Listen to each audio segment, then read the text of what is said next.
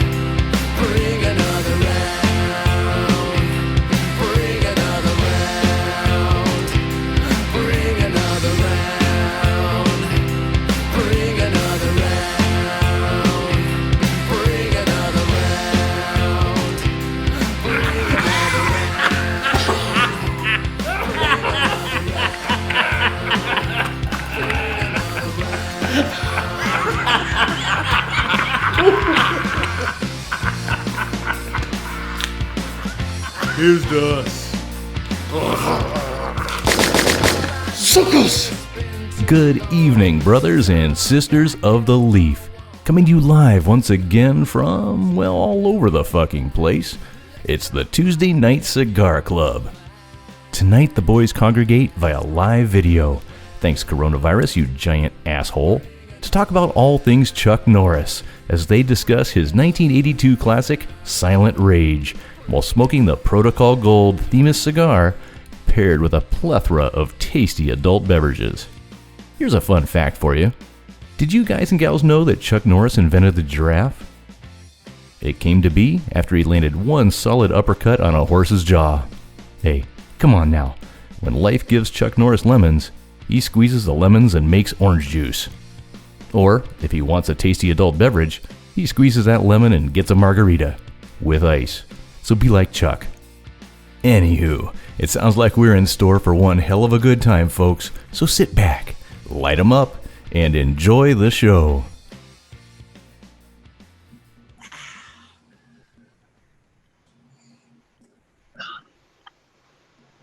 Just kidding.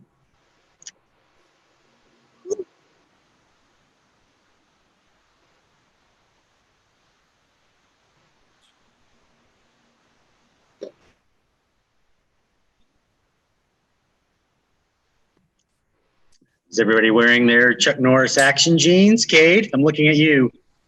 I've had them on for, I told you, 10 days now. I can't get them off. Get some kind of oil. Lube yourself up. Everything. Do it. Chuck. They'll pop right off.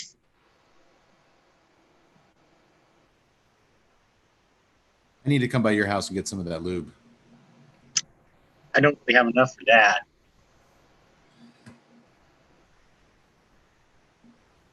When I was a wee lad, I used to, when ninjas were big when we were growing up, I used to buy like the ninja magazines that had, you know, you could send away for throwing stars and butterfly knives and all that fun stuff. And one day I was, you know, I'd read these things over and over and over again. And one day I noticed towards close to my birthday that the ad for Chuck Norris action jeans, the little part at the bottom where you cut it out and send it in for an order had been cut out. So I'm like, shit, my mom ordered me a pair of Chuck Norris action jeans. Fuck yeah. Never got them. Say 6 weeks later, you saw your mom wearing them. Do you think she bought them for herself? You'll never know. I guess that's possible. Huh. Now I'm going to go through old scrapbooks trying to look at my mom's jeans, see if she's got that super stretchy crotch. Which that's a weird. That'd be a weird way. Connie secretly going out late at night and busting heads, just breaking like Chuck Norris style, just kicking down doors. My wife's like, what are you doing with that magnifying glass in those old photos? I'm looking at my mom's crotch in those jeans. I'm trying to see if it's stretchy Chuck Norris action jeans. Well, looks like I canceled my therapist 1 week too soon.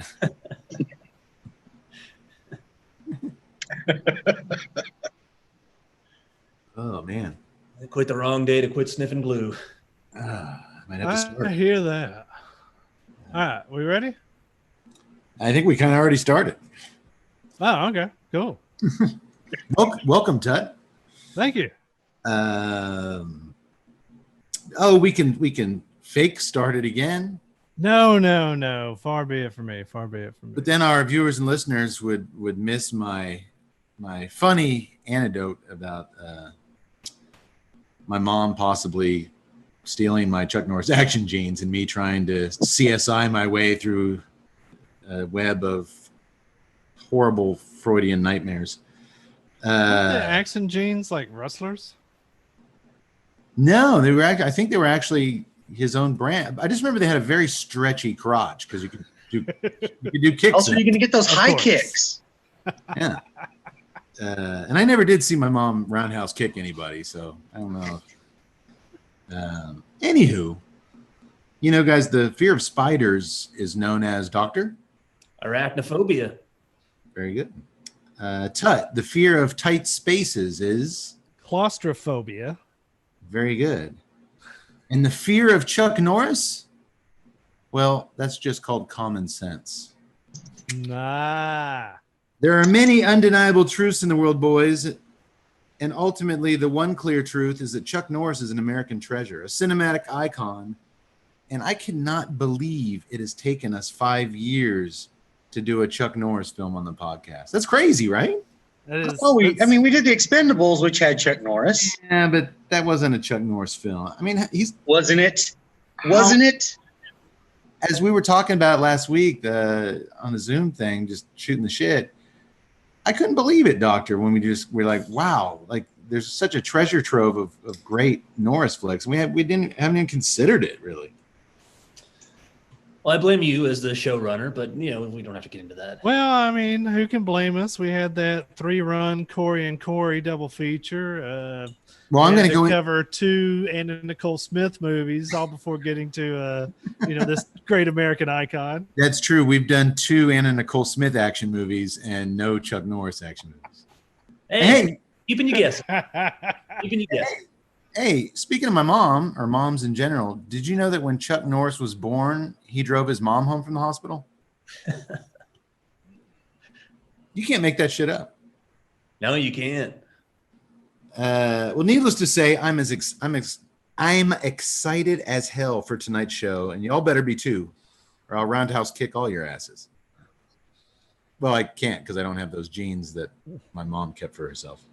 But enough about jeans and what jeans your mom wears. Let's talk about fun stuff.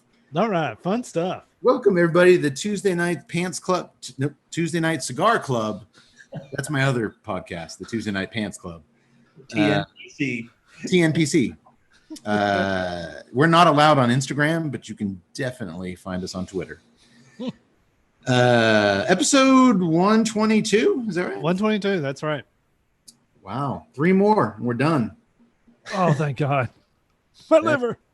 That is it, and I'll be out of here. Everybody doing okay? Well, Yeah. I'm a little upset. Can I join the TNPC? What kind of pants you wearing? I can fill out a pair of jeans. You gotta walk the walk and talk the talk, buddy. I think I can do both. All right. Is there a TNNPC, the Tuesday Night No Pants Club? Wait, what did I say? There is now. I thought that's what I was signing on for. TNNPC, copyright 2020, Matt Cade. Ted, I thought you were wearing a cowboy hat tonight. Oh, I got it. Okay. All right. It looked really sharp earlier in the pre-show. Anytime I put that bad boy on, it looks sharp. You've busted out for quite a few episodes over the last 5 years, and Hey, it's always it's got Chuck Norris theme tonight. You know, Chuck Norris is wearing a cowboy hat. it's always So am a I. treat. It's always a treat. Yaks, how are things over to Brian's Irish Pub in downtown historic Temple, Texas? They are slowly but surely getting back on track. It's good to be open. I'm getting my ass kicked, but hey.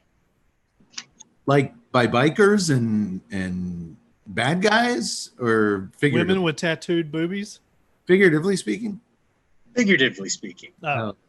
We don't allow bikers to wear their colors inside, so That's true. typically don't get them. Hey, I mean, I might, if we get, a biker crew like with the movie tonight, then I might end up tied to a pole like that. if they start giving you trouble, let me know. I'll send my mom over there. Sweet. Well, folks, as you know, there was a time long, long ago where we would gather here, where I am in the corner of No Hope, together, the four of us, and we would drink the same beer, smoke the same cigar, talk, pat each other on the back, laugh. It was just a real special thing, and we can't do that anymore. So we're scattered all around Texas, but the spirit and the soul of TNCC is alive and well, and you'll see it more than ever in tonight's show. Well, the soul's there. I'm not sure about the spirit right now. Did I say spirit? Yeah. No, I just meant soul. I'm sorry. Oh, okay. No. The spirit's waking up. The spirit is waking up. It's showtime, and got no school, and the spirit's waking up. In the spirit of Chuck Norris, should I be drinking out of the boot tonight? Is he dead? No, but I mean, he wears cowboy boots and everything. That's true. I don't Well, think so. No, you don't want to drink out of the dead boot. It might jinx him. It might. Oh, like that's gonna kill Chuck Norris. Don't mess with the spirits. We already talked about this. Hey, maybe we'll get another visit from Samael tonight. Okay, so but we do the same thing we've always done, just on the little bit different format. We are going to drink some beers, paired with a premium cigar, paired with a feature film. We put all those three things together, mix them in a blender, and we pour out delicious awesomeness that kicks you in the balls every other week. Right, Doctor? Absolutely, sir. Couldn't have diagnosed that better myself. I bet you could have, but I appreciate the compliment. You should have just rolled straight through with it. You were rolling. I'm still rolling, baby. So before I get to tonight's cigar, because we can't be together, we can't shop together, and all those fun things we used to do, we're all in charge of getting our own beers now, fighting our way out in the wild west to procure our crafty craft beverages. And let's take a minute here to find out what everybody's drinking so we can see how it pairs with the cigar. So now you're not just getting one pairing recommendation or not recommendation. You're getting 4 expert pairing. Well, Doctor's not smoking during this time with us. You're getting 3 cigar pairing, thumbs up or thumbs down for free. Where else you get? A 4th beer review free. And you're getting a 4th free beer on top of that. It's not like the doctor has his back broken and is sitting there in the hall whimpering. The doctor's got stuff to do. Thank you. I do, but mostly it's just that the smoking of cigars is verboten inside the doctor's laboratory. So we'll table that discussion for later. Once the weather gets better, the lanai is a possibility, but I'm afraid the traffic out there could muck with the sound. But we'll see. Well, keep us on our toes, Doctor. Hey, Doctor, look at him chugging that beer. Cody, what is he chugging? The good doctor is having some necessary evil. Oh, hey, we have an evil person in the film tonight. And we do indeed. And it's the RNC. Oh, sorry. Necessary Evil Pilsner from the Manhattan Project Beer Company, located there where the doctor is in wonderful Dallas, Texas. You've done a lot of their beers lately, Doctor. I have not been disappointed. Okay. The Evil Pilsner is a 5.3% ABV and 30 IBUs, which the low IBU is typical for a Pilsner. But even so, it should come out being a little dry, but, as a Pilsner, it should be refreshing, one would hope. Hopefully he's getting some floral notes in there with it. Doctor, dry, floral notes, deliciousness. I can't agree with. I'm sorry. I can't disagree with that. It is a very like Accent's a Pilsner, so it's a pretty smooth. Nice beer for the time of year. Yeah, nothing. I've had their IPA, and I had another one of the Manhattan beers that I can't remember. Imagine that. Yeah, so far so good. Just getting to the first can here, but yeah, I'm enjoying it so far. Nice, easy going brew. Tut, what was your RNC joke? The necessary evil. The necessary evil. Uh-huh. What's RNC? I'm sorry. The Republican National Convention. Oh, because it's going on now and they're evil. I didn't say that. Will someone be reading from the Necronomicon? I didn't say that. It's what I heard. I don't know if it's true or not. It's what I heard. I didn't say that. I've got some nice charts. They say otherwise. Being apolitical myself, the necessary evil was either a tie-in to the evil force in tonight's movie that we will discuss later, B, a happy coincidence because it was the beer I wanted to drink and I'm going to sell it as a tie-in to the movie that features evil, or C, all of the above. I'm going to go with C, which I think is actually impossible. Is C, all the above, yeah. Yak Boy, what are you drinking? I am drinking the Coop Grand Sport Porter from Coop Ale Works out of Oklahoma City. Like Oklahoma. you guys. Only good thing to ever come out of Oklahoma is Coop Ale Works. And Chuck Norris. Oh, was he from Oklahoma? He was born in Oklahoma. Well, Oh, there's- man. That's Confusing. going to blast my pairing out of the water now. I mean, Oh, is that your tie-in? That's my tie-in. It came from Oklahoma. It's got to be good, just like Chuck Norris. I hope so. I've been drinking it. No, the Grand Sport, 6% ABV, 43 IBUs, has just a slight bitterness, but it's very malty. Got some chocolate, got a little, some, I guess I'll say like a roasted nuts, type flavor. So it's so far so good. I like it. I'm interested to see how it's going to do with cigar. I was going to say that actually might prove to be a winner with the cigar. We'll see. by the way, Cade, we have to, I'm sorry, but I have to note that both Mickey Mantle and Troy Aikman hail from the state of Oklahoma. All right. Well, there's four. There's four. Yeah, but I would also like to note that Toby Keith hails from the state of Oklahoma. What about Trace Atkins? Actually, I don't know if I had Toby Mickey Keith is. Mantle and I don't Troy. know if Toby Keith is from Oklahoma, but it sounds right. If Trace Atkins is from Oklahoma, then I might have to rethink some things, fellas. One of the greatest baseball players of all time and a Dallas Cowboys legend as well. Hey. Versus a damn good American Toby Keith. Are you saying Mickey Mantle wasn't a damn good American? I'm saying Toby Keith's a Trace Atkins wannabe. Mickey, give me a seat up there, brother. Okay, well, I will definitely be interested to see how Yak Boy, your cigar pairs with your beer pairs with the cigar night. What is me or Tut? What's Tut drinking? Tut is having from Independence Brewing, located there in Austin, Texas, the Convict Hill Oatmeal Stout. Chuck Norris does enjoy a bowl of oatmeal every morning. With cowboy hat. With the cowboy hat. Now we're talking. Hey, what? How does Texas born, just like Walker, Texas Ranger. That's your tie-in? That's my tie-in. Your beer was brewed in Texas, like.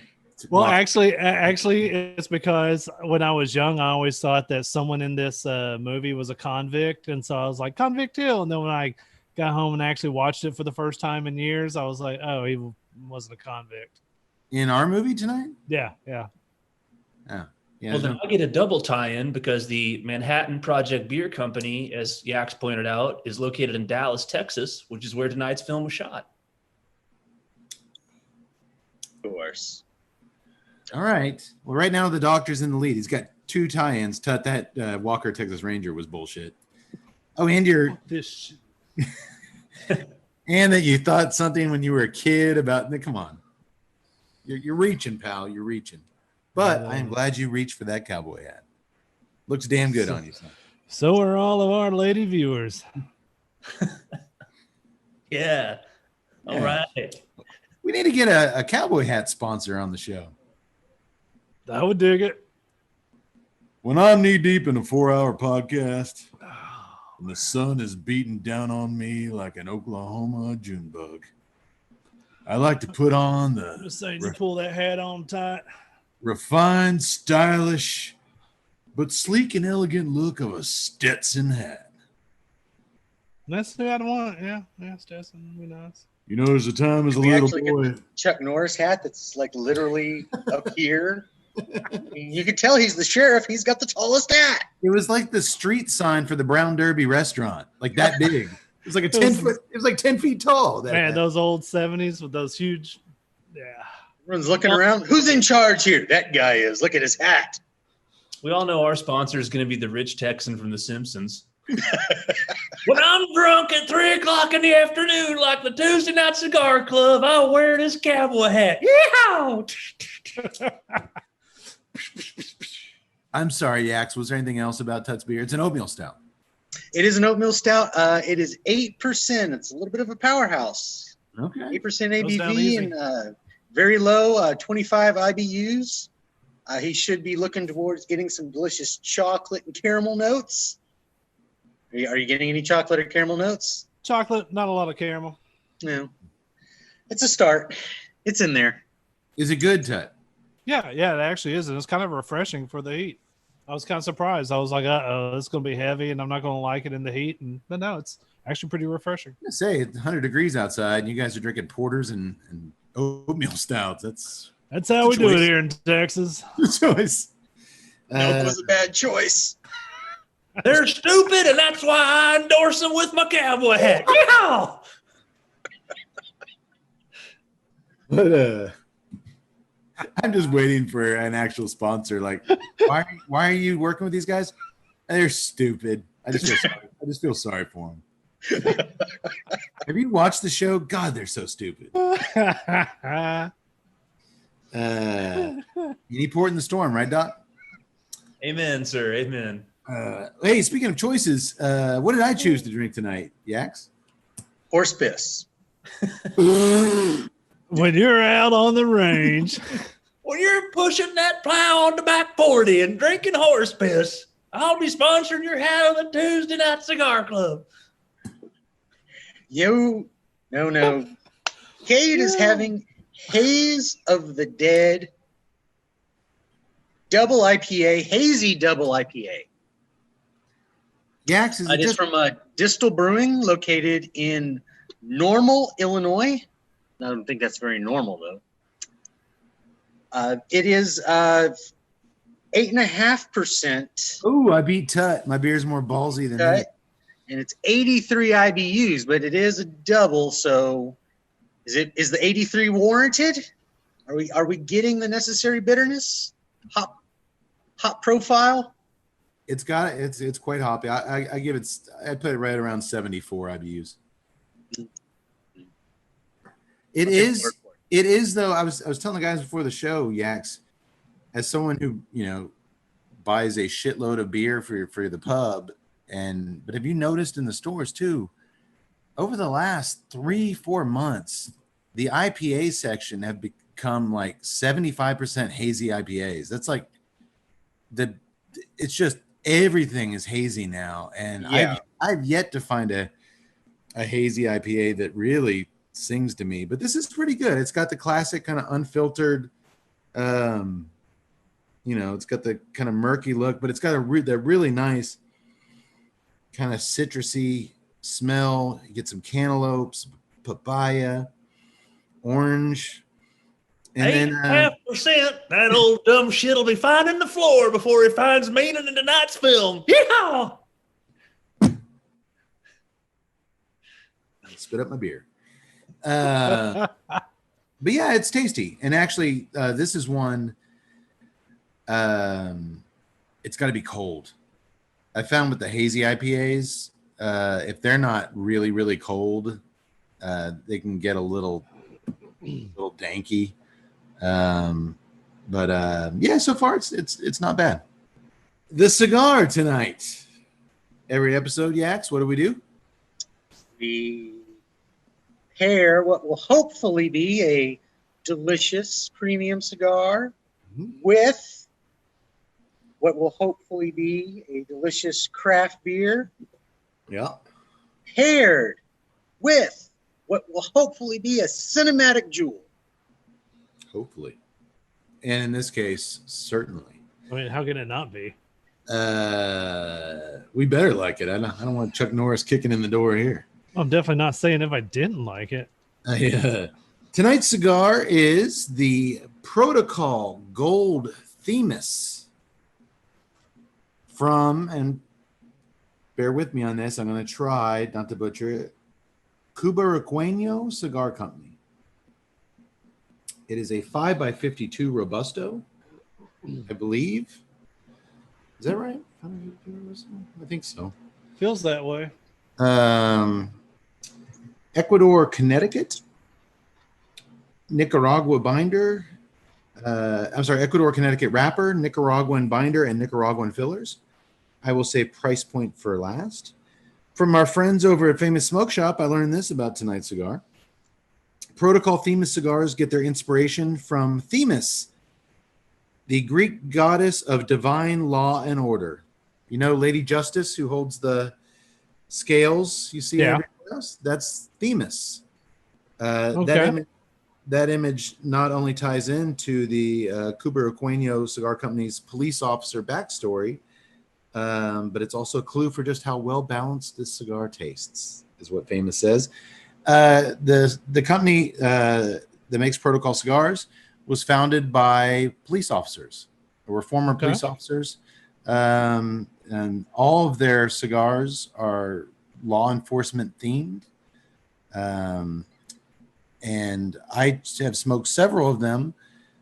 I picked the Themis, but they also have the Sir Robert Peel, who was the founder, they say the founder of modern law enforcement. This year they're coming out with the Elliot Ness cigar. Of course, any fans of cinema will know Elliot Ness from Or fans of history. The Untouchables, of course. A TV show, and then later the Brian Or De Palma movie with Kevin Costner. Or if you find yourself later in life attending college and want to be a smarty pants around all your friends, you'll make them feel like shitheads for referencing movies instead of history books. The actual person? What class did you learn about Elliot Ness in, Ted? I didn't. It was like back in high school, and I learned it from the Untouchables. Mm-hmm. That's what I thought. I mean, Al Capone was a real person too, but I knew about that before I saw the Untouchables. Yay, movies. I don't like college boys, but I'm still going to support the TNCC. Yeah. But no, they have a bunch of cigars like Probable Cause. They have a CIA one. They have just a bunch of different ones. But I chose the Themis tonight because while she represents law and order, Chuck Norris in a cowboy hat and a badge represents law and order. And if we're going to do a cop movie with a cop cigar, you might as well do a cop movie starring fucking Chuck Norris. Am I right? I hear you. So we have paired expertly the cigar with the movie mission accomplished. We'll see how that works out. It's funny because we were talking last week about, man, there's so many Chuck Norris movies. Where do we start? And my favorite, probably, if I had to pick one, would be Invasion USA. But I didn't want to do that because I want to do the cigar, and he's not a cop in that. What about Lone Wolf McQuade? Thought about Lone Wolf McQuade, but then I'd feel compelled to drink Pearl all night. And last time we did that, there was some things happened, if you guys will remember, right, Dr. Yaks? Pleasant evening amongst gentlemen. I think that was actually the first unofficial meeting of the Tuesday Night No Pants Club. But you know what? Also, that's a very, very popular Chuck Norris action movie. I'm taking back my endorsement. Oh, damn it. So I didn't want to do Lone Wolf because everybody knows Lone Wolf McQuade. And I was like, I'd like to feature kind of one of his lesser known that are really good flicks. And then I thought of doing Code of Silence, another favorite of mine. But it deals with police corruption and dirty cops and I was like, yeah, it's a little too hot for. We're the party podcast. We're not going to delve into that anymore. We've done that enough this year. We've met our quota for talking about socially relevant things. So now we're back to boobs and guns. Woohoo!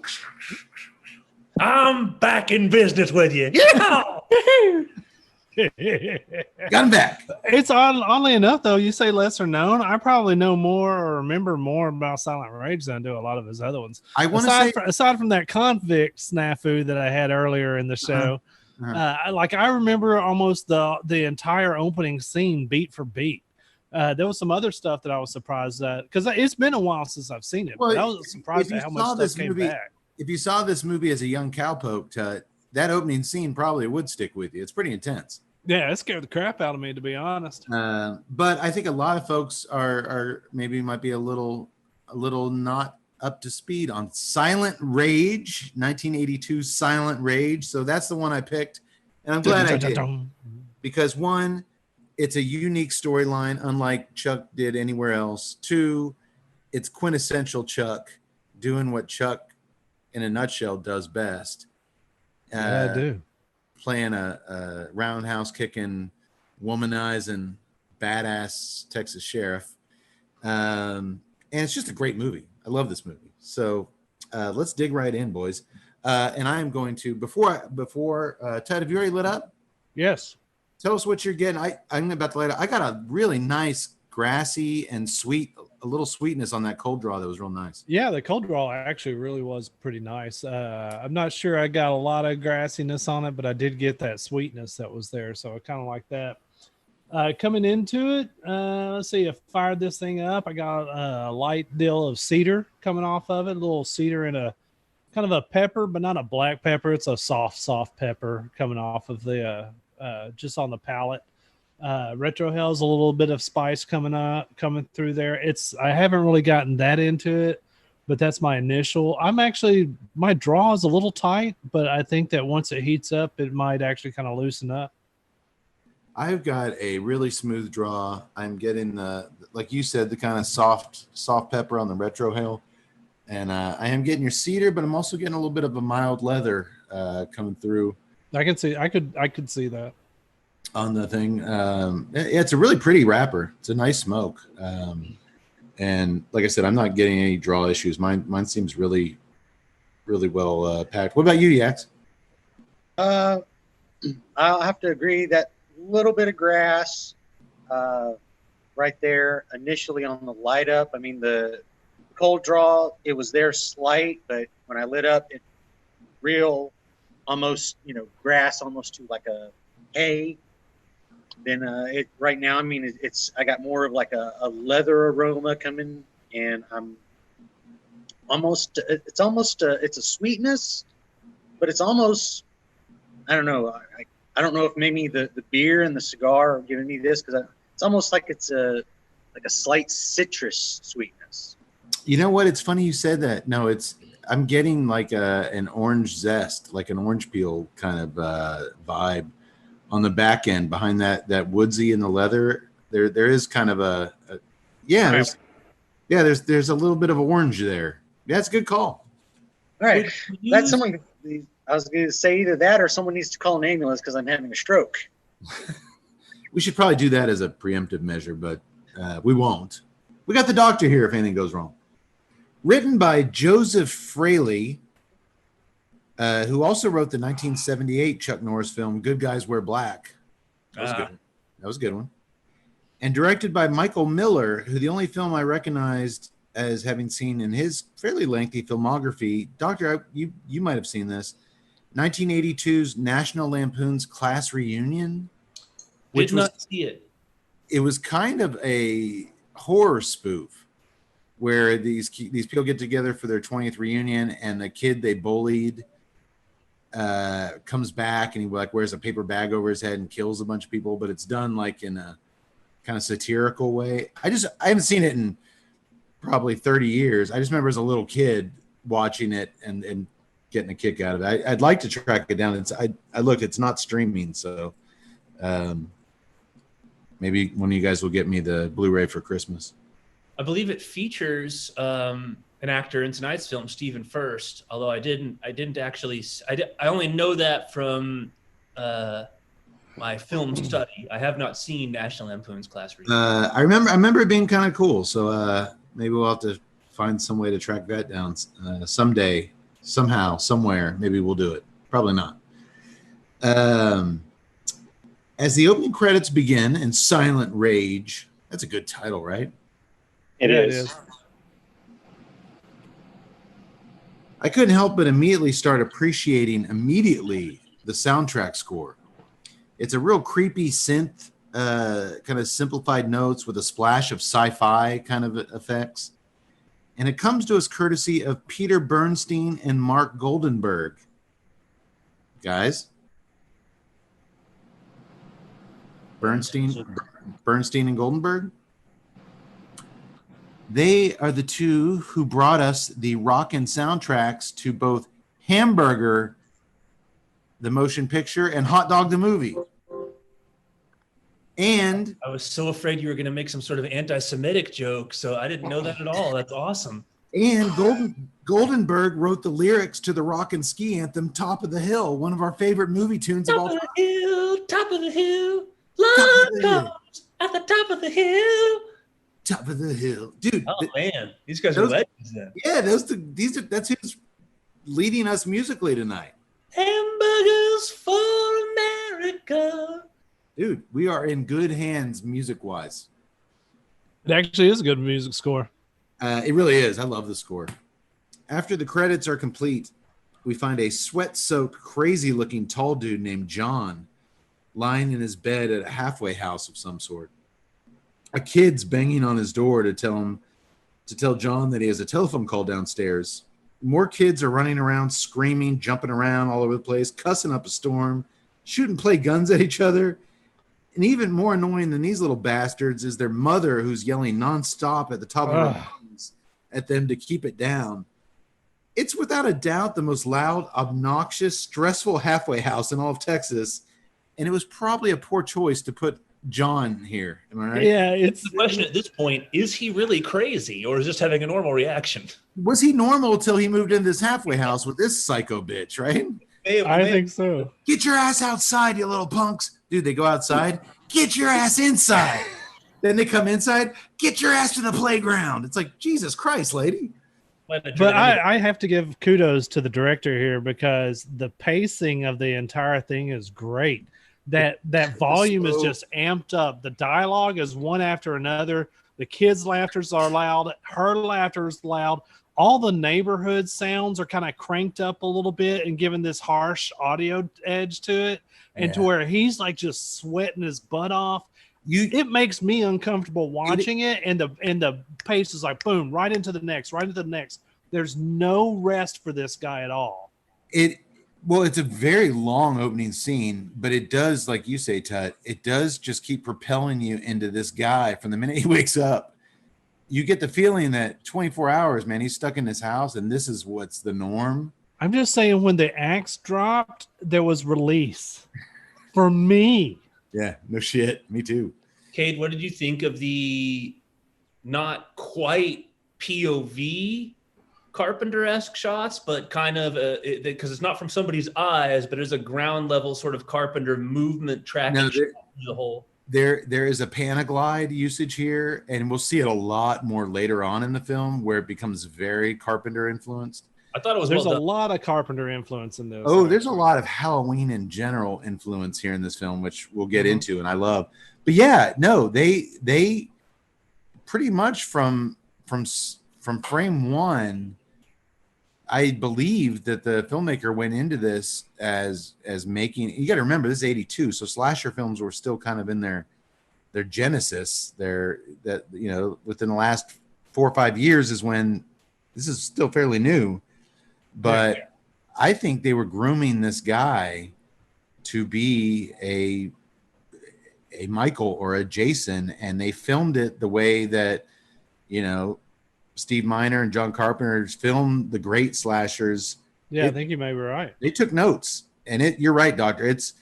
It's classic Panaglide, really well-framed shots, and man, you're just watching this guy melt like a candle on screen in that first opening 6 or 7 minutes.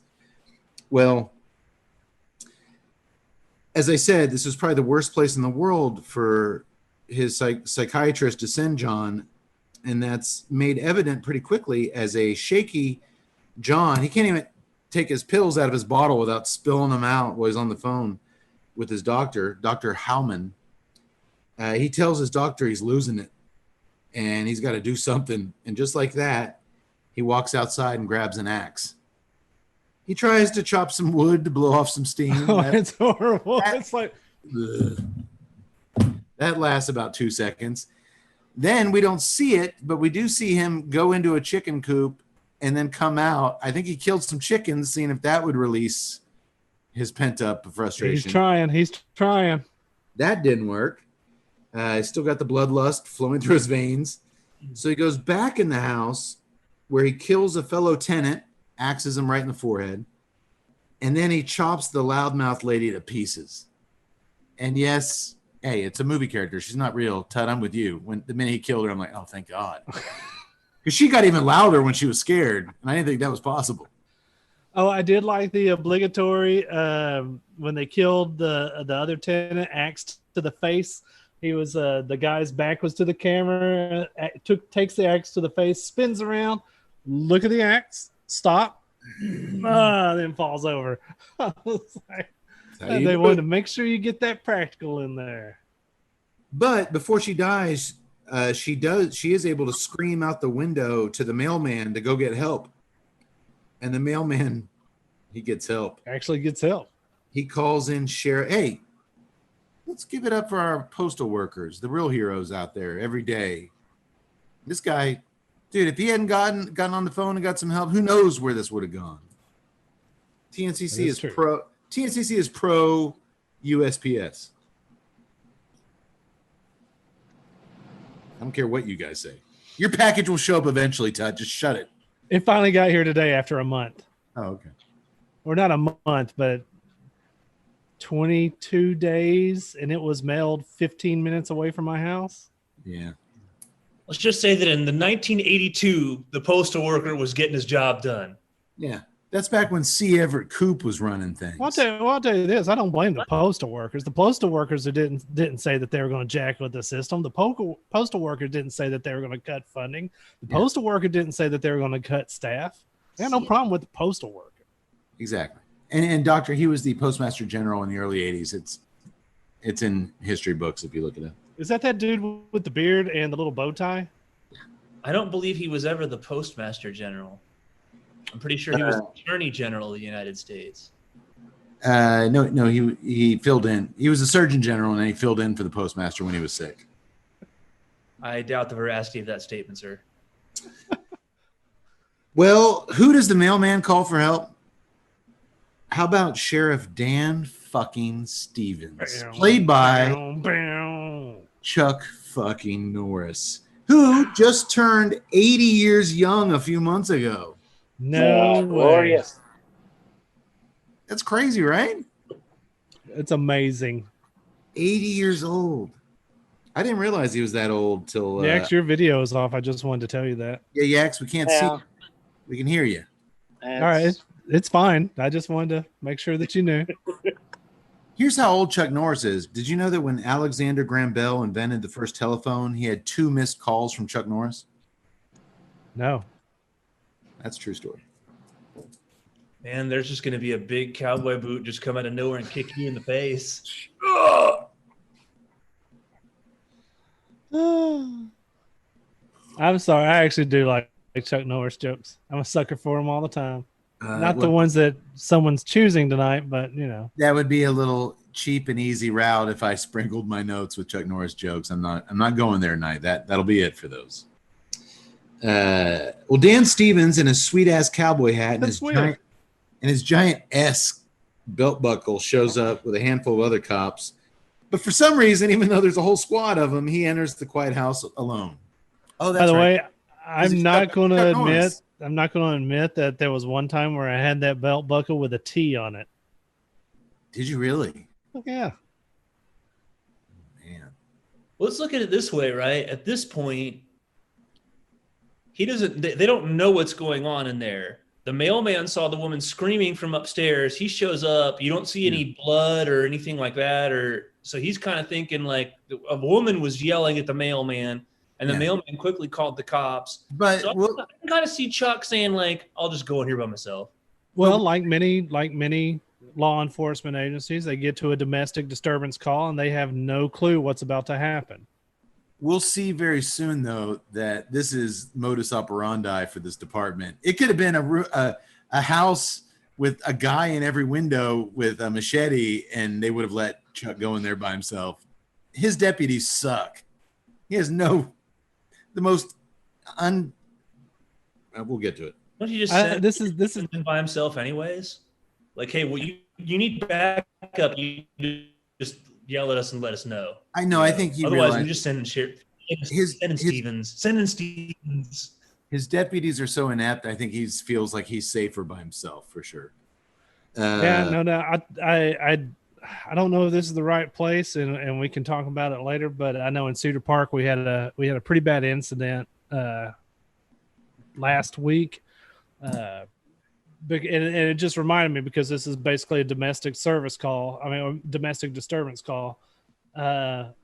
Now, granted, there was a crowd standing out on the street that actually saw this lady scream for help. But anyway, so the CPD gets a call, shows up to a house. There's 3 of them. It's a guy with a history of mental illness. They walk into, they clear the first floor, and they've been out to this house before. This guy's never gone this way, but I can only imagine that they're like, oh, you know what, we've been here before.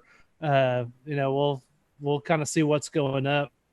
But anyway, they make their way up to the second floor, and the guy opens up and doesn't say a word, just starts firing and tags 3 of them. And it's amazing because of their training. They didn't fire back blindly because he had hostages. He had his mom. He was holding his mom hostage there in the room. And they had the wherewithal to drag themselves down the stairs out of the house, each other. And they got, fortunately they were taken away to the hospital, and they're all 3 survived. I mean, they're in stable condition right now. But I was just like, man, those domestic disturbance calls, they get crazy. It can go sideways fast. I don't know why I wanted to throw that in there, but it felt like the right place to do that. Now on to Chuck Norris kickassery. It's in your neighborhood, and it's very topical, obviously. But no. I think the reason he goes in alone is because Chuck Norris is a legend, and that's what legends do. Do you know legend has it that Chuck Norris once ate at Taco Bell without getting diarrhea? I believe that. He's a strong son of a bitch. So the sheriff makes his way. I thought you weren't going to take these cheap jabs, sprinkling your notes in. But that was the last one, right? You're breaking up me, Todd. I can't hear you. Okay, all right. I think your audio's muted. So the sheriff makes his way slowly through the house, room by room. It's a really slow trip through this house, but it works. It's tense. until he's pounced on upstairs finally by the sweaty lunatic, John. They duke it out until John realizes you can't win a battle of fists with Chuck Norris. So he crawls out an upstairs window and jumps down to the front lawn with Sheriff Stevens hot on his trail. A bubbling deputy named Charlie, or shall we call him Deputy Gonzer, up the creek. Well, or Kate, if you were a little more well-versed, we would call him Flounder. From Animal. Oh, But- okay. So He was I Gonzer and Flounder. spent 15 minutes saying that's Gonzer. No, that's Flounder. No, that's Gonzer. No, He that's was Flounder. Gonzer and Flounder. And then I totally forgot that because I was like, okay, that's not Gonzer. That's Flounder. He's from Animal House. But man, he sure looks like Gonzer. He sounds like Gonzer. He'll It's always Gonzer. be Gonzer to Tuesday Night Cigar Club fans. We loved him in Up the Creek, one of our, I think, episodes Gonzer, 2 or 3. Gonzer. Yeah. Gonzer is flat. Dude, what's the Ace Ventura? Einhorn is. Yeah, Einhorn is Finkel is Einhorn. Einhorn is Finkel. Gonzer is Flounder. Flounder is Gonzer. Yeah. So this bubbling idiot, he attempts to shoot John, but he didn't know how to work his gun, so he almost shoots his boss, Sheriff Stevens, instead. He just kind of shrugs up. Is that something I did? Classic Gonzer. I'm sorry. I love him in every scene that he's in. He's a fun screen presence. Oh, Well, he was. He died. Stevens finds the growling and moaning John. not happy anymore. Do what? I'm not happy anymore. I was happy talking about Gonzer, and then he had like, oh, he's dead. I'm not happy anymore. You're really shocked that 40 years after this, I'm not shocked at all. Gonzer's dead. No, I'm not. No, I'm not. Boy, that one really caught me off guard. Well, Stephen finds as I said, growling and moaning John. He's like animalistic as he crawls through the woods. And again, those other officers that were standing outside the house when Sheriff Stevens jumped off, they don't follow him chasing this guy in the woods. They just, Oh, that's Dan. He's just let Dan do Dan. They know not to get in the way. he's got this. And they wrestle it out in the woods until Stevens finally knocks the weirdo out with a 2x4 and drags John out to his deputies. As soon as he hands him to the deputies, we got it from here, Sheriff. Oh, thanks.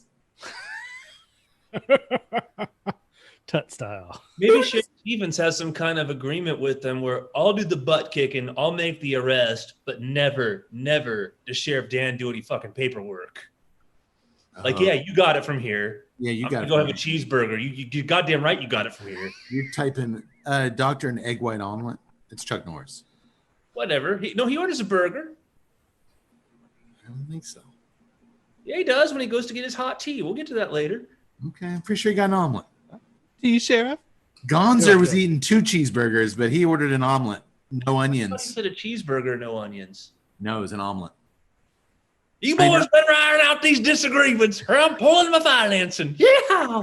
I know because I tied it into a Chuck Norris Okay. egg joke. We knew it was coming. I thought he said cheeseburger, no onions, but I could be wrong. So It was an omelet. but okay, With onions. Who's keeping This track? time you said no onions. Who's keeping track? Either way, Cade- my point is you Cade guys are one. taking it from here.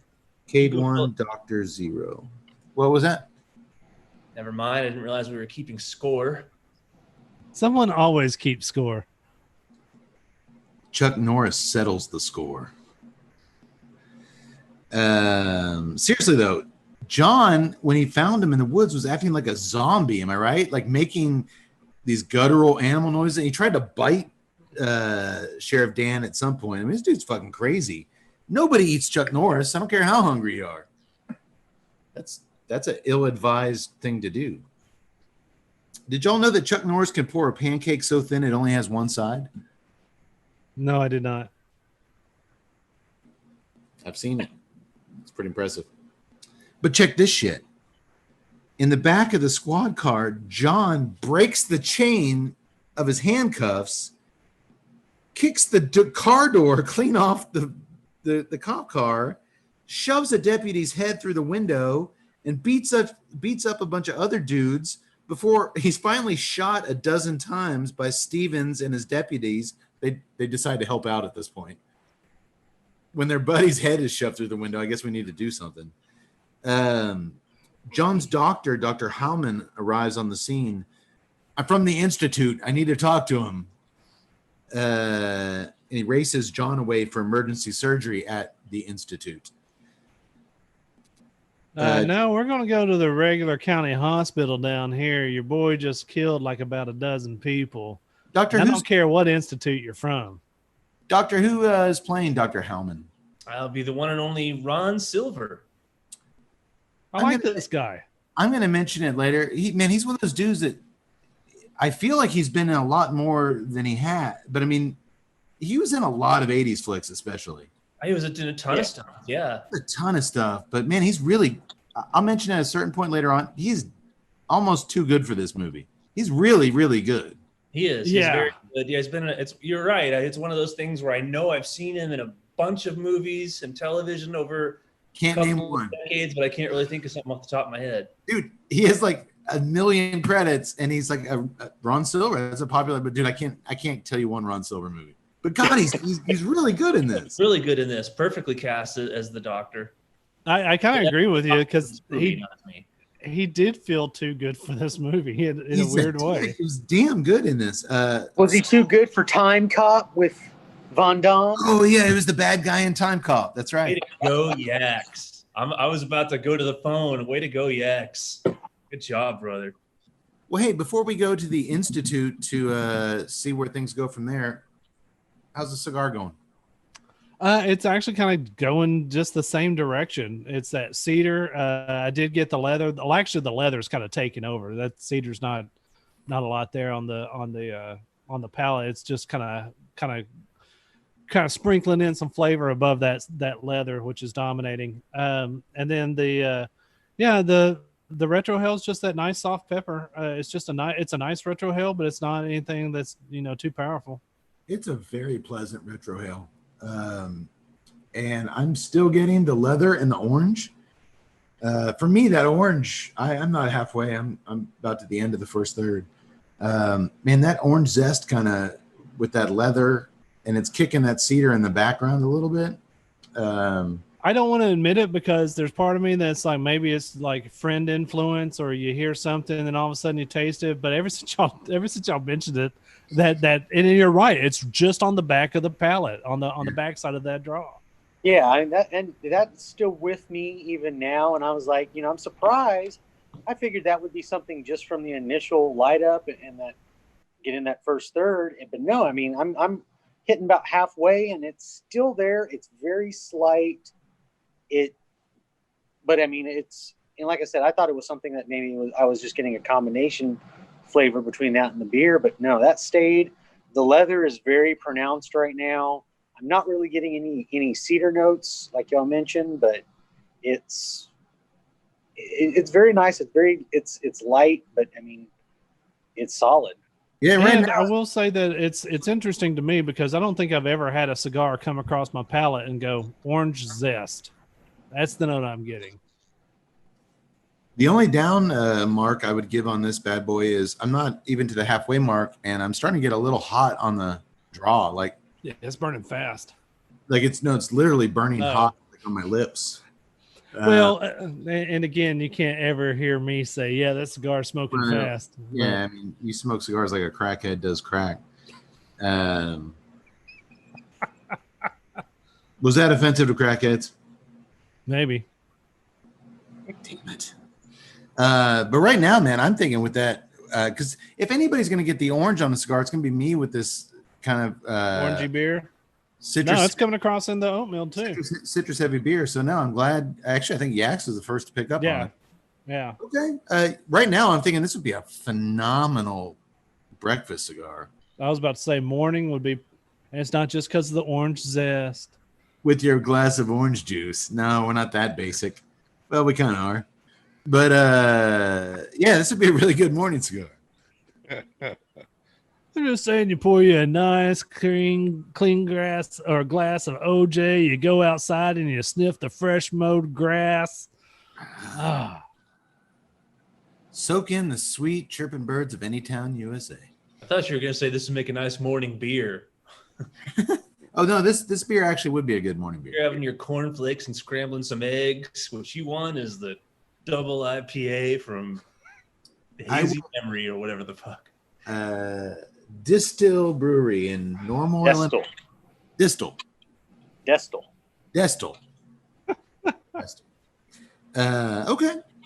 Well, at the Institute, while John is getting the bullets pulled out of his body, Sheriff Stevens gets some x-rays there, even though he's told the Institute isn't really a hospital, as it's more centered on molecular medicine and genetic engineering, which is kind of weird, right? Because this is a very small little Texas town, like with a diner and 3 cops, but they have this institute who's doing this revolutionary.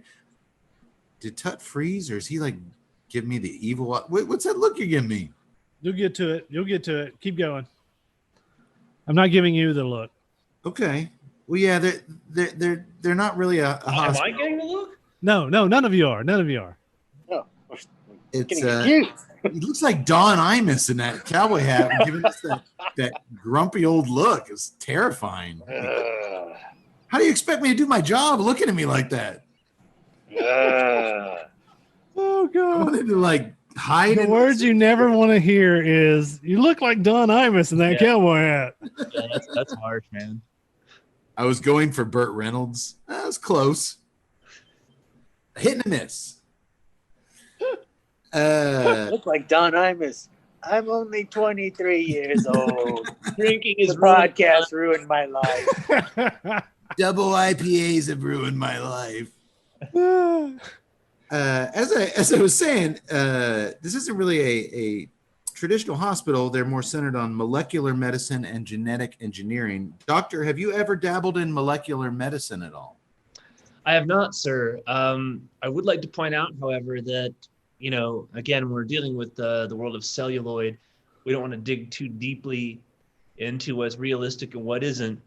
And again, it's Silent Rage. It's Chuck Norris. It's an awesome movie, but there's a bit of a stretch here that the town is large enough. It's at least Halloween 2 sized town. Maybe just because the movie reminds me of Halloween 2 in some respects, but there's at least going to be a county hospital that's not that far away.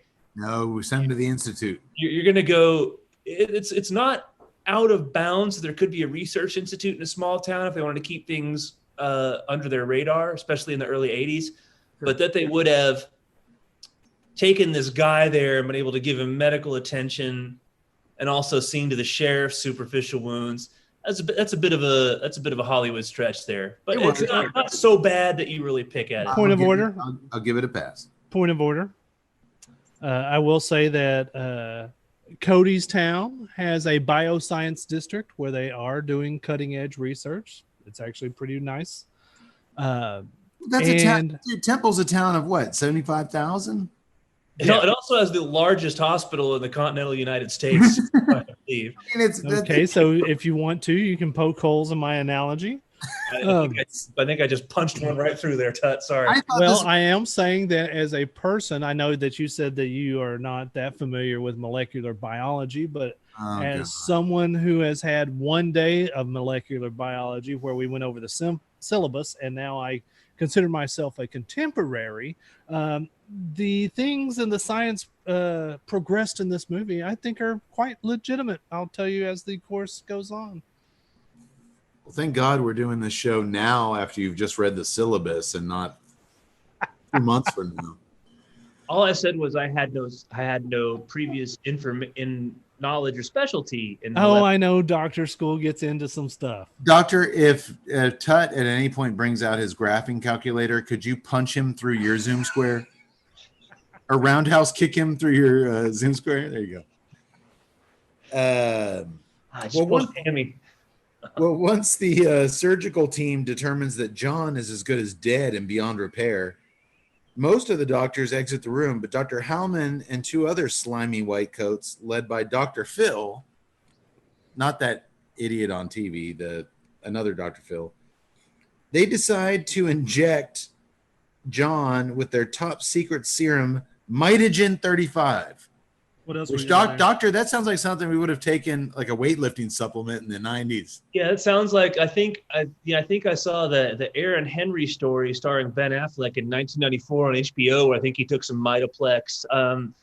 So Phil, I'm not going to put him anywhere in the Ron Silver category, but it's another one of those guys, Stephen Keats.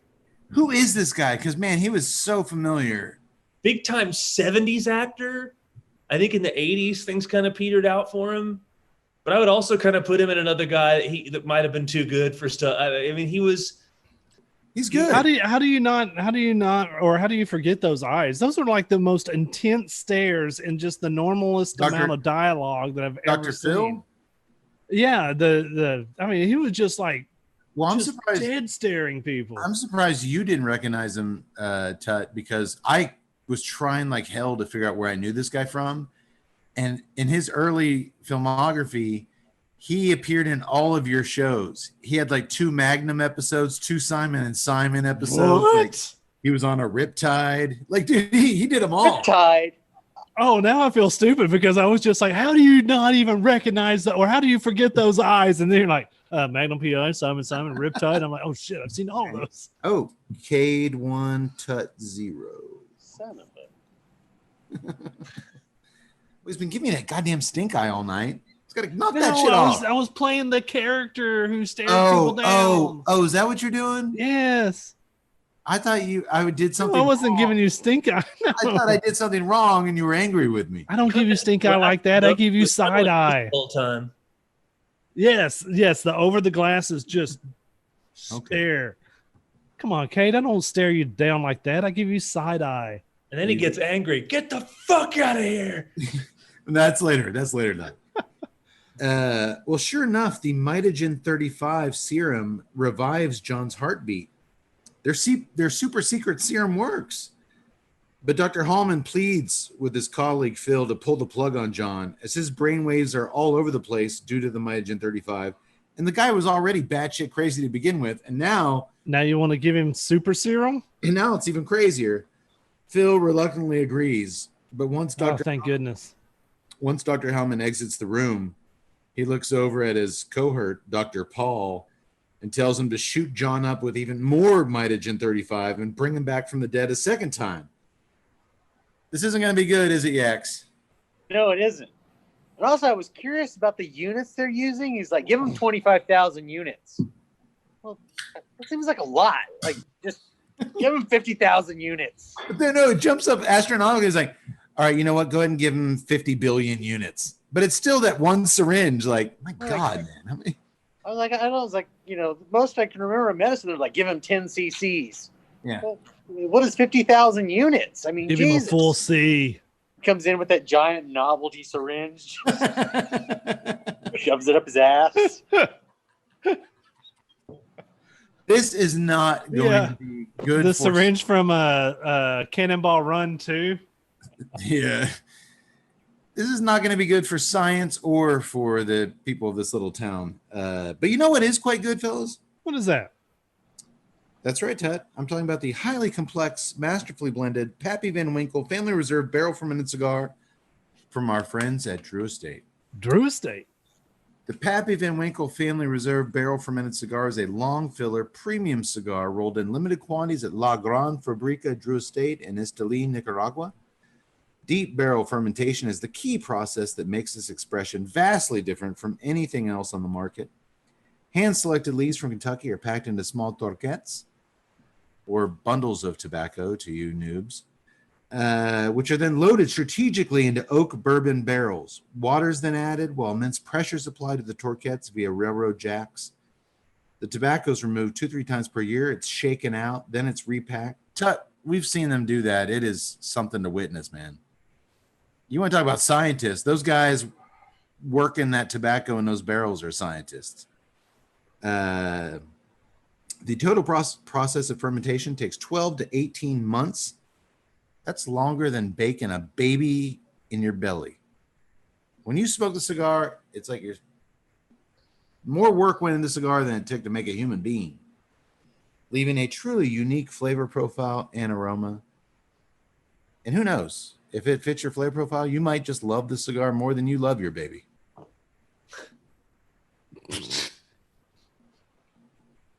I will say this though, I've seen those guys who work those railroad jacks, and if Chuck Norris came and roundhouse kicked them to the face, yeah, I think he'd actually tip his hat to him. Yeah, I think they'd look at him and smile, and he'd just be like, smile back.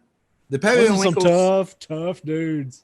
the Pappy Van Winkle's Family Reserve Barrel Fermented is now available at brick and mortar Drew Diplomat retailers everywhere. Go get you one and let us know what you think.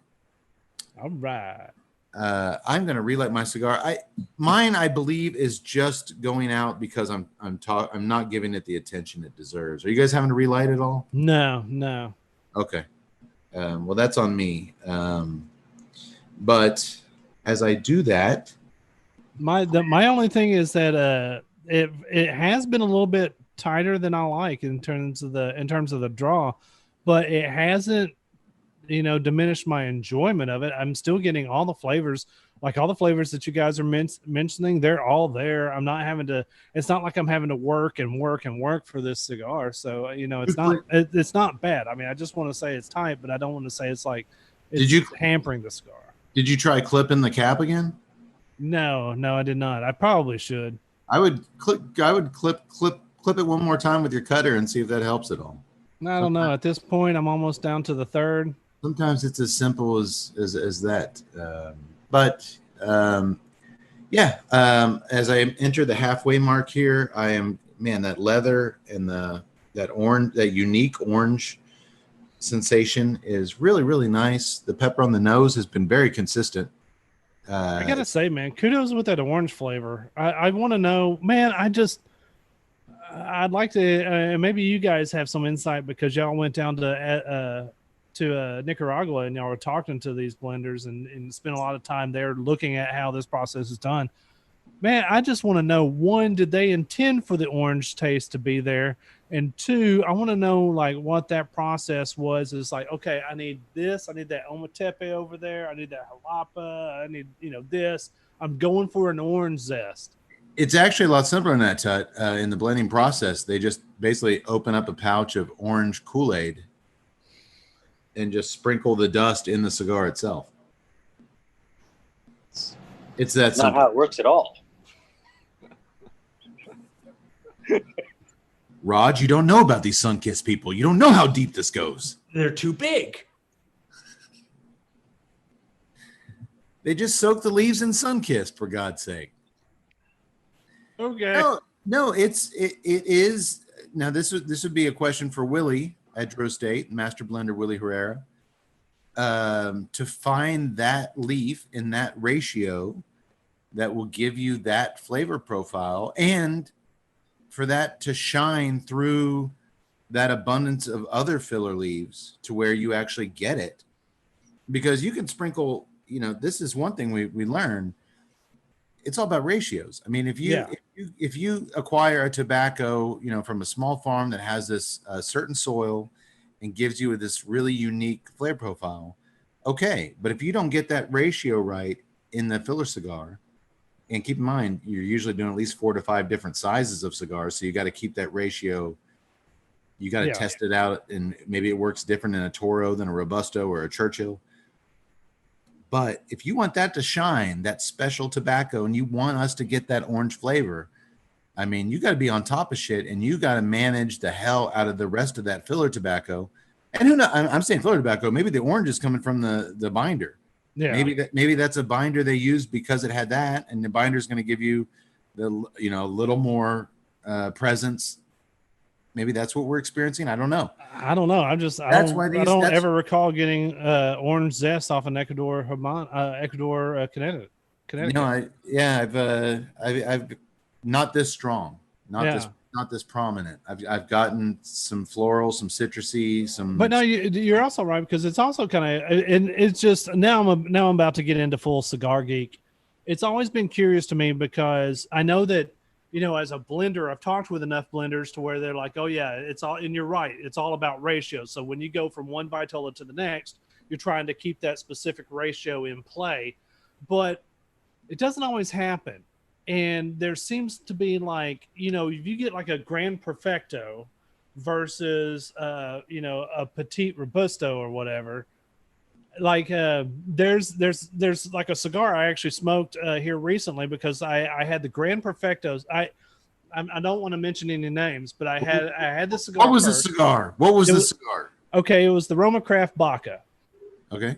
And we had I can't remember, it was like the regular size. That's our expertise talking. The regular size. Well, it's kind of the oatmeal. There's a bunch of different sizes. What's the regular size? I don't know. It was like a 5x4 52. Just a regular kind of whatever they are. Like a Robusto. Kind of, sort of, maybe a little bit longer, but about that same ring gauge. Okay. And I was like, okay, that's kind of cool. And I tried it because I think it was like one of his big Cameroon wrapper pushes. And I'm like, all right, I want to kind of dabble my toes in that. It is the first African Cameroon wrapper. And I was like, okay, it's kind of cool, but it's not exactly me. And then I tasted the Grand Perfecto Baca, and that cigar sang. It lit up and it enthralled me the entire way through. And I was just like, and I'm a Wondercraft guy, and I mean a Wonderlust guy, and that Baca Grand Perfecto, I much preferred it to then. And I was just kind of like, and then I was like, all right, well let's try the other Vitola just to make sure what's going on. And sure enough, I was underwhelmed with it. But it's interesting how that Vitola size just plays with you too. Well, obviously, I mean, yeah. And when I say you mix the ratios to get the spirit of the blend the same, but not necessarily the same experience. Right. That's why you're choosing a different size as opposed to a different one. Because yes, you will find that one, as you said, that sings to you. For me, the Liga 9 Corona Doble, right, Doble, the big boy, right, was my go-to forever. And for years, when I'd smoke a Robusto or even a Toro in the size, it just, man, that the big Corona was my jam. That was my favorite Liga 9. And then when they released, I believe it was the smaller Corona 2 years ago. Yeah, it captured what I loved about the big boy in a smaller size, and that even outshined the Robusto and the Toro. So yeah, I mean, they got to make it fun. They got to make it interesting. They got to make you try a bunch of stuff to find what fits within that profile. Yeah, yeah. That's what makes this shit so much fun. That's what makes the world of cigars so much fun. I agree. You mentioned cigar nerding out, and that's what that was, and I love it. I love getting in the nuts and bolts of it. Because unlike a lot of things like molecular genetics or whatever the hell you were talking about, I understand cigars somewhat. For a simpleton like myself. Well, Sheriff Dan Stevens needs to get a ride home from the Institute somehow after he cut Charlie loose. So he sweet talks his ex-girlfriend, Allison, who he encounters at the Institute. She works there, and he sweet talks her into giving him a lift. And get this, she also happens to be Dr. Howman's sister. Did y'all recognize her? I did. Dude, here's the deal. Before you say who she is, I bet Tud didn't recognize her. I thought I recognized that sweater, those sweater hams. No, I didn't recognize her necessarily by her appearance. It was her attitude. I recognized her immediately. Just in her kind of just the world is crushing me, just this miserable attitude. I'm like, where have I? But dude, it's one of the few times that I didn't go to IMDb. I'm like, boy, this chick's essence just is so strong. It's Big Pussy's wife from The Sopranos. What? Yeah. She went from banging Chuck Norris to Big Pussy. But dude, remember in The Sopranos, she was always just complaining and bitching about everything. And she's such a sourpuss in this thing. I recognized her just from her demeanor. Yeah, but she looks good. Yeah, I'm sorry. She's From got here she's got to perky here. she's got perky breasts. Here to here. We get to see them a lot, but her face, I give it a. Cute. I didn't think she looked bad 20 years later when she was Big Pussy's wife, but Yeah, she's got cute eyes. I recognized her immediately. It was just funny that like Great that, personality. It was just funny that that's like her shtick is like the miserable, downtrodden, like that's her typecast. She just hooks up with just horrible dudes. Well, she's not happy about it one bit. Apparently, their breakup was so bad 6 years ago. The first thing she does when she sees Chuck Norris is slap the shit out of him at the water fountain, and he just laughs. Not many people can say that they've slapped Chuck Norris in the face and lived to tell about it. If you want a list of Chuck Norris's enemies, just check the extinct species list. Right? That's how you know he's a ladies' man. But dude, she hates his guts. He hurt her. He broke her heart. But here he is in her car, getting her right home, twirling her hair, laying on the chunk. Oh, it's creeper style, actually. Oh, and not only is he twirling her hair, he's like sticking his finger in her ear. Do you see that? I'm just like, yes. I'm like, oh my goodness. 1982. This is what you could do in those days. I mean, you might as well be chunking down a road beer at that point. I'm surprised he wasn't. Oh, it was there. We just didn't see it. Well, my God, I would need to listen to her bitching the whole way home. Oh my God, just telling what a lousy boyfriend he was. And she says, there is no way in hell I'm going to have sex with you tonight. Well, no. It's a snowball's chance in hell. But that snowball belongs to Chuck Norris. And hard edit. And cut to them having sex at his place. And this isn't a Norris joke. All right. It's just what it is. It's 1982. It's Chuck Norris. You're ending up in bed with him. I mean, it's just. We would have ended up in bed with him. But the only thing I can say at this point Chuck, is, look, there's no way in hell I'm going to end up in bed with you after giving you a ride. Cut to Tut's bedroom. All of a sudden, that hand comes in. I'm going to hate myself in the morning. Pulls out the earphone, starts tickling Tut's ear.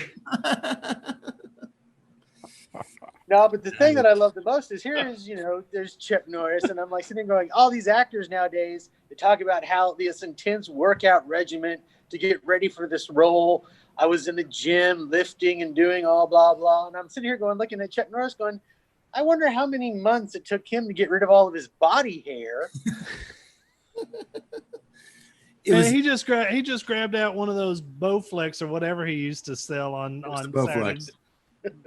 Just going at it. Then get the manscapers. Well, fun fact, guys. I bet you didn't know this. Chuck Norris lost his virginity before his dad did.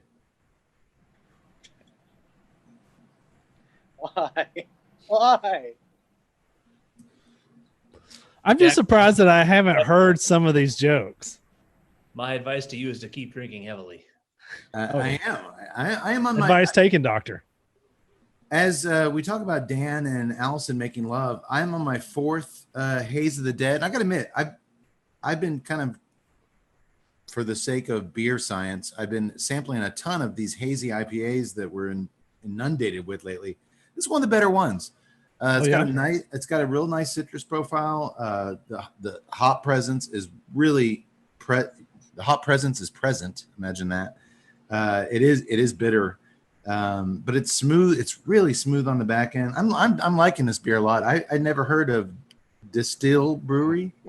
Yeah. Did I say that right? Yeah. Yes, they actually the beer you're drinking is actually part of what they call their Deadhead series. They're big fans of the Grateful Dead, and they did a whole thing of hazy IPAs. I think yours is like the 5th or 6th in that line. They've done one called the Extended Jam, Touch of Haze, the Funkin' Groovin'. Franklin's Haze? No, not Franklin's Haze. Oh, Touch of Haze. Play on the song Touch of Gray. Okay. Franklin's Tower. Well, I will say this: don't Maggie ever, Hayes' farm. My mom in her Chuck Norris action jeans one year brought me the Purple Haze beer from Abita Brewery. Yeah, yeah. I believe that's in Louisiana. Is that right, Yax? Abita's in Yeah. there? Man, it's like a blueberry beer. Or oh man, it was literally the worst beer. And the fact that she gave it to me while wearing my Chuck Norris action jeans, that was like a double insult on my birthday. Again, this is stuff I should be talking to my therapist about, not you guys. All right, boys. I cashed out on that Protocol, by the way. Oh, okay. Well, then, real quick, before we burst through this film, I'm almost through as well. Leather, orange, some cedar, some constant, nice, soft pepper on the retro. It actually picks up a little strength, not in the last third, but like in the last ninth. I mean, it was like, it was really weird. It was right there at the end. That strength just kind of pops up. Math face. Now we can't talk about cigars in thirds anymore. We got to break it down to the ninths. Well, because it didn't do it in the third. I swear, if you bring out that graphing calculator, doctor's gonna roundhouse kick you right in the face. Now look at here. Now here you got the 1/3 of the cigar over here, and the strength is kind of parallel. That's no good. That's no good. But over here on the 1/9, the strength kind of pops up. That's good. That's good. The strength did maybe. I didn't notice, but maybe it fluctuated a little bit there. Okay, but yeah, it was the same. It was the same pattern throughout the entire cigar. But it was a very enjoyable cigar. I liked it. Yak Boy, price point. I'm gonna go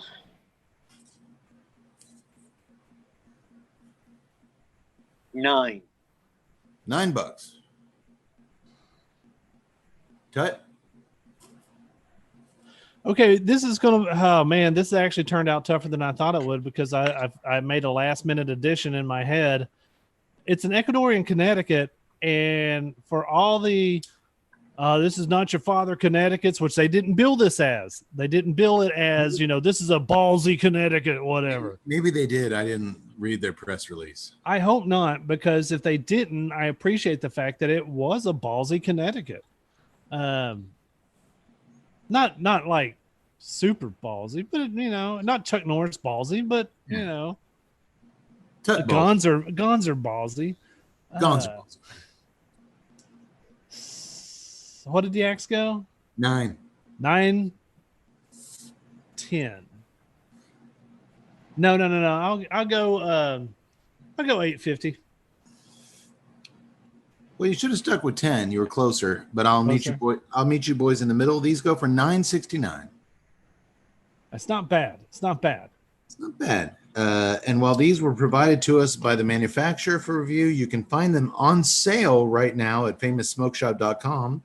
And by using promo code TUT, TNCC20, and you don't even have to do that. Go to TuesdayNightCigarClub.com, click on the famoussmokeshop.com banner, and it will enter that promo code for you. You can knock that price down if you buy a box by about $2 a stick. You're welcome. That's like $7.60 a stick, and that's a dynamite deal. So if you're looking for a really interesting profile in your morning cigar, what cigar are you going to have that gives you orange zest? This one. It's literally the only cigar I've ever tasted that off of. Go to famoussmokeshop.com and try for yourself. This was nice. And I will admit, I smoked several of the offerings from Protocol, and I chose this one because I liked it best. Okay. I smoked their Lancero, the CIA. I smoked the Probable Cause. I actually did Probable Cause for the Blind Man Puff website, which I reviewed some cigars for them. Yeah. I didn't care too much for it. The Sir Robert Peel was okay, but I like this cigar. That I chose it because I liked it the best. Okay, I have the Lancero in the humidor, so I'll be kind of curious to see it. Okay, all right. They've got a promo code, and that's why I'm still financing them. Yeehaw! We can't lose that promo code. We cannot lose that promo code. All right. And now, because I'm doing a Chuck Norris movie, yeah, wearing a cowboy hat. What are you smoking next? The box press Neanderthal from Roma Craft. Ooh, Yeah, we Talk want to about get a toothy, ballsy some bitch. that is one of the ballsiest cigars on the market, my friend. And it doesn't brag about it. It's just like Chuck Norris. It roundhouse kicks you in the palate and then just smiles at your woman. Yeah. If a cigar had chest hair, it would be the Neanderthal. That is true. I wish I had one. I'm going to have to grab a cigar here in a minute, but I'll get you a little more into the flick before we do. The next morning, keep in mind, they stayed up making love all night long. Stevens has worked up an appetite, so he meets Deputy Charlie down at the local diner for breakfast. A trio of motorcycle gang punks try to start some trouble, but the sheriff quickly puts that fire out before it even starts. As the punks ride off, swearing, "This ain't over, sucker." Can we say that one of the punks had some nice assets? There was two males and a female, and the female had some perky tattooed breasts. In the words of the Confederate Railroad country music band from the 90s, I do like my women a little on the trashy side. Oh, she was trashy. She was. Actually, in the credits, that's her name, Trashy. Trashy. Yes, but like the best part of this diner scene that I love more than anything, because it was something that I hadn't heard in a long time. Candy ass. Oh, yeah? Candy asses. You need to watch more wrestling. Yeah, The Rock was a big... Well, I know, but I was just like, in a movie, I was like, man, no one has used the word candy ass forever, especially in film. Well, Tut, did you, at least your candy ass, enjoy looking at their motorcycles? You're a motorcycle guy. Actually, I did, man. Those are some sweet ass bikes. And they were in it. It was like straight 70s throwback. It was like, they were like, give me that Easy Rider clip. Okay, I want to model this after those guys. I thought you'd like those choppers. And that's right. 70s, they were the choppers. Big old ape hangers, long forks down the deal. Did y'all know that Chuck Norris once did a wheelie on a unicycle? Did not know that. And he wasn't from Austin, so he didn't do it ironically. No, he did not do it ironically.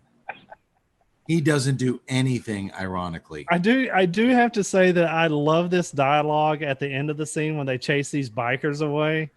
And Gonzer is just like, I could have done something. I should have done something. And then there was that whole, walk softly and carry a big stick. That's my motto. And Chuck, nowadays, like the hero would give like some smart ass remark, Tut style. Chuck's too good for that. Chuck just looks at Gonzer nicely and he just like, man's got to have a motto. That's true. That line always sticks with me. I don't know why. On their way out of the diner, after Charlie has wolfed down his 2 plates of cheeseburgers and the onions from Steven's omelet. Did y'all know that Chuck Norris makes onions cry? I had heard that, yes. The chunky deputy confesses that he thinks he might be in the wrong line of work. After that debacle the day before with John, the psycho, he's really down. I've never been a fan of violence. I've never gotten into a fist fight. But you're right, Tut. Stevens assures him, you know what? I'd hate for you to give up on this because I think you're going to be a great lawman. He does it all by putting his boot up. Whenever he's got something important to say, did you guys notice that? He puts his boot up. Oh, he hikes his leg up on something. He hikes his leg up on something. He does it later with Allison, too. Whenever he's talking about something important, he puts his leg up at an elevated height, his boot. And the funny thing is that when he puts it up on the bumper of that massive truck, his foot is almost chest level and his knees above his head. Hey, it's not the most uncomfortable thing I've seen. No, Yax, that's not a truck. That is a Chevy Blazer. Oh. Glorious vehicle. Which the original beer trio of Cade, a.k.a. Muscles, Doctor, a.k.a. the Thin Man, and Cody, a.k.a. Yak Boy, had many adventures in a Chevy Blazer from their junior year of high school through 4 years of college and beyond. We have a very soft spot in our hearts for the Chevy Blazer. Oh, my God, it's a great car. When I see the Blazer, I was just like, I just really wanted to get in the Blazer. Go stop a crime somewhere. Doctor, what's your favorite Chevy Blazer story? Well, sir. I don't mean to put you on the spot. No, well, I mean, when someone asks you a question, one immediate thing comes to mind. That's what you got to go with. Yeah. Right? I mean, there's so many, but I remember an episode of our undergrad years.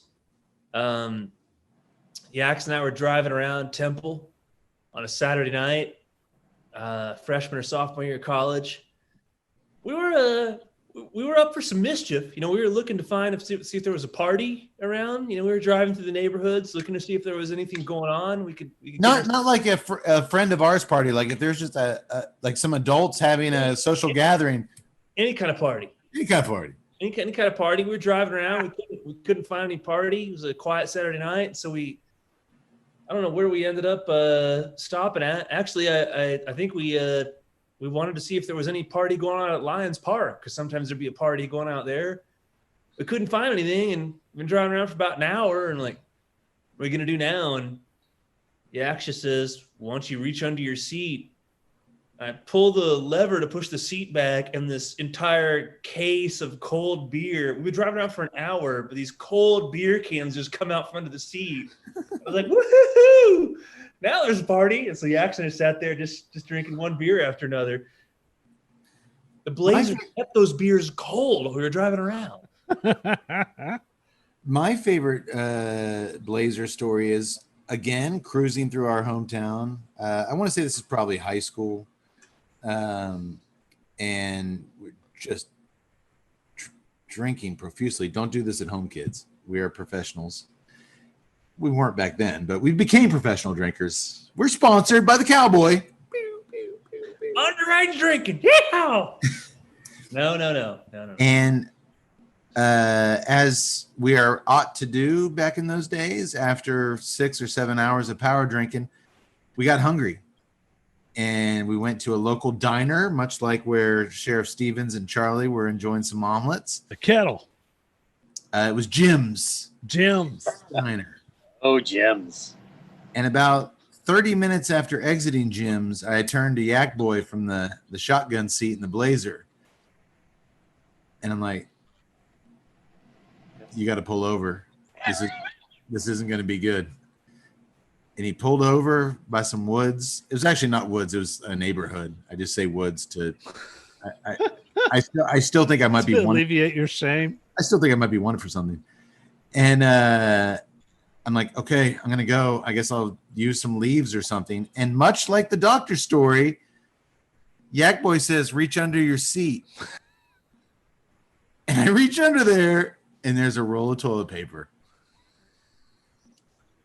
Boom, we're back in business 20 minutes later. And not only that, 20 minutes later, we're cruising through the neighborhoods, ready to go, looking for a party. And we saw a house that had just put out some decorative pig statues in their front yard. And you could tell they're really proud of it. They had like a little spotlight on. So we stopped, grabbed those pigs, threw them in the Blazer, and drove them across town and put them in somebody else's yard, with our crumpled beer cans scattered around them like they were drunk pigs. And unfortunately, I think that the magic of the Blazer may have caused you to combine two stories together, because I was present for the Jim's episode when Yax had the toilet paper. And all I'm going to say is, I don't know about the pig thing, but that toilet paper, I got to go. We were long removed from high school. My takeaway from this is that apparently, Cade, it was 6 months ago. My takeaway from this is apparently the underseat of Yak's Blazer is kind of like Doctor Who's phone booth. You just reach under there and whatever you need is there. It is a magical vehicle that has. Is it still around, Yaks? You still got the Blazer? Is. Does it work? It does. Yaks, can I answer your favorite Blazer story for you? Sure, go ahead. All right. Our old stomping ground where I used to be a bouncer at, Bum's Sports Bar in Temple, Texas. One night, Yak Boy's leaving Bum's at 2 a.m, and he gets on the road, and a cop sheriff deputy pulls him over, much like Sheriff Dan Stevens. And she's like, it was a female cop. Correct me if I'm wrong, Yax. And she's like, you were swerving all over the place, leaving bums back there, thinking this is a home run, DWI, whatever. And Yak Boy, or she asks Yak Boy to step out of the car. He does. And she's like, you were all over the road there. You got any kind of explanation for this? Yak Boy reaches in to the window of the Blazer and pulls off the steering wheel and shows it to her. And he's like, I've been having problems with this thing. And she laughs and tells him to get the fuck out of there. Which, by the way, is one, white privilege defined, and two, hilarious. Is Yax, did I get that kind of right? You did. Oh, that's That was hilarious. a different time. Was it the steering wheel or the whole steering column? It was was just the steering wheel. He just pulled off the damn steering wheel. Oh, yeah, this thing? She's like, get the hell out of here. Okay.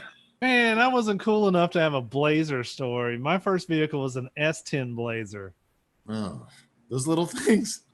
But I will say I have fond memories. Some cowpoke earned his spurs in that S10 Blazer. Hey, now. Not a lot of room to maneuver in the back of one of those things. I didn't need a lot of room. She wasn't satisfied, but I was, boys. It's kind of like making love. Stories. Yeehaw! It's kind of like making love in the back of a Chase tractor or whatever the hell I sell. Oda. Okay. Now let's all drive out in the woods the day after and look at Cade's turd. Yeah, the next day we actually did go back out to where Y'all didn't need to tell that story. I wasn't Come going on. to. The doctor brought it up. Oh, Lord. I didn't. Did that happen? We couldn't find it from my memory. I don't know who just like turned in and watched. They just caught that segment and then they went away. They're got like, fuck They this, got I'm the out hell of here. out. It's probably Samael, that demon. He's like, this is too dark for me. Come on. You guys Like- are fucked up. I don't want you guys in hell. Okay. Well, over at the Institute, we're going back there now. Dr. Philip and Dr. Paul. Did anybody recognize the goofball, Dr. Paul? I've seen him somewhere, but no. He's been in a lot of things, but where I instantly recognized him, he was the Phantom in Brian De Palma's Phantom of the Paradise. Yeah, I wouldn't have seen that. Oh God, it's a really, really cool movie. You should see it. Well, they lure Dr. Howman away from his desk down into the basement of the building where things haven't been happening for a long time. And they tell him, we brought John back to life. In fact, now he's got the body and internal organs of a healthy 20-year-old male. By upping his dosages of mitogen 35 to a mere 5 million units per hour, shouldn't his skin be all bubbling and like juicy? Like, he's so full of drugs. Well, I don't even know. I mean, what are their units? What is the measurement we're going by here? It only took 40 billion units Oh my every God. 2 minutes. He's so soft and juicy, but he's alive. And they basically made him indestructible, which is demonstrated by Philip slicing open John's chest with a scalpel, and we watch as it heals immediately. Man, Nice little effect. I loved. It's clearly a practical effect. It's clearly a fake chest. Yeah. And you see the scalpel go into the rubber, and they It film looks it. good to me. They film it in reverse. It looks so good, and you'll never see that stuff again. Nobody will ever do those kind of effects again. It looked great. I loved it. But doctor, this all seems highly unethical. Am I right? It's terribly unethical. If they could all be My God. My God, the level of unethical behavior is off the charts. They should all be in prison. There's a complete lack of ethics. I think you're right. I know you're Man, right. I tell you, for every diagnosis you've ever given me, doctor, it makes me feel good to hear you say that. Yes. Doctor, Real. Doctor, how many million units have you ever pumped into Tut? That sounds kind of gay. Man, do I I've need to never get? pumped any units into Tut of anything. Thank Okay. you. That was a trick question. Got Of course, this there's shot a here. first time for everything. Yeah. I've never administered medical treatment to Tut, and I would never be so unethical as to pump him with 40 billion cc's of myogen. My God, that seems like a lot. You thought creatine was dangerous? Jesus Christ! I Well, don't know if 40 billion units of mitogen 35 gives you the body of a 26-year-old. Hey, it's not hard to put on 40 pounds of muscle if you pump in 5 billion units of Mygen 35 over the summer. Let's But do it. As Dr. Harmon points out, the cellular structure in his brain is really, it looks like the old Tron video game from the 80s where you go into the cone and the little stuff's going up and down. It ain't good. Oh, it's crazy. In my medical okay, opinion, maybe not. that is not good. I really want him to be more specific when they said he's got the body of a 20-year-old. Well, which 20-year-old? Because it was my 20-year-old body. Gonzer. My God, we made him worse. What have we done? Dude, that was he didn't get the 20-year-old Gonzer's body. Well, you can tell Dr. Phillip here has gone full mad because you guys notice he's taken to smoking a pipe in the laboratory. He's got the evil Dr. Pipe. He's a modern day Frankenstein. Yeah, he's a. That's a good comparison because that's what I thought about it. I was like, yeah, this is now turned into a Shelley story. Yeah, it totally is. Despite, as you said, Doctor, despite John's genetic makeup being all scrambled up to where it doesn't even resemble a human being anymore, the two evil doctors assured Dr. Howman that things will turn out just fine. Next stop for us, Nobel Prize, baby. But Hallman he's not into playing God and creating mindless superhumans like his coworkers. After all, the mind, he's a psychiatrist. The mind is his field of expertise. He can't be associated with this. He's out.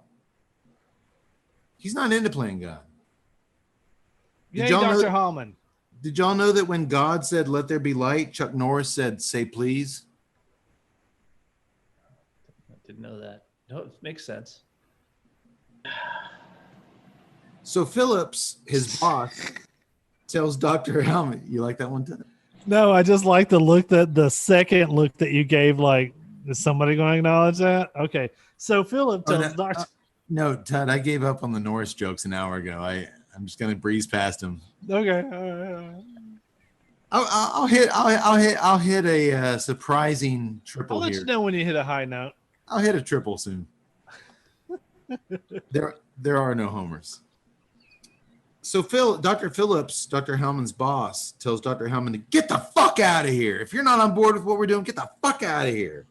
Which isn't what you want to hear from your boss. And it is 1980, so there is no whistleblower law at this point, I believe. Did you learn that in your fancy textbooks? Maybe. I don't know if I'm not really laughing at the joke as much as Cade's surliness. Did you learn that in textbooks? College boy. There's good science. There's revolutionary science like vaccines and stem cell research. But this doctor, this is not it. Am I right? This is not good science. This is illegal science. They're going to have let's go collect our Nobel Prize after we cover up a bunch of illegal activity that could all have us going to prison. Then we'll get a Nobel Prize. It's a totally illegal trial. This is not the way to do things. Hey, to push science, you got to break some omelets. You have to. And Gonzer will eat the onions from your omelets. Speaking of science, doctor, did you know that the flu has to get a Chuck Norris shot every year? I didn't know that. Although I had heard that if Come on, that's a good one.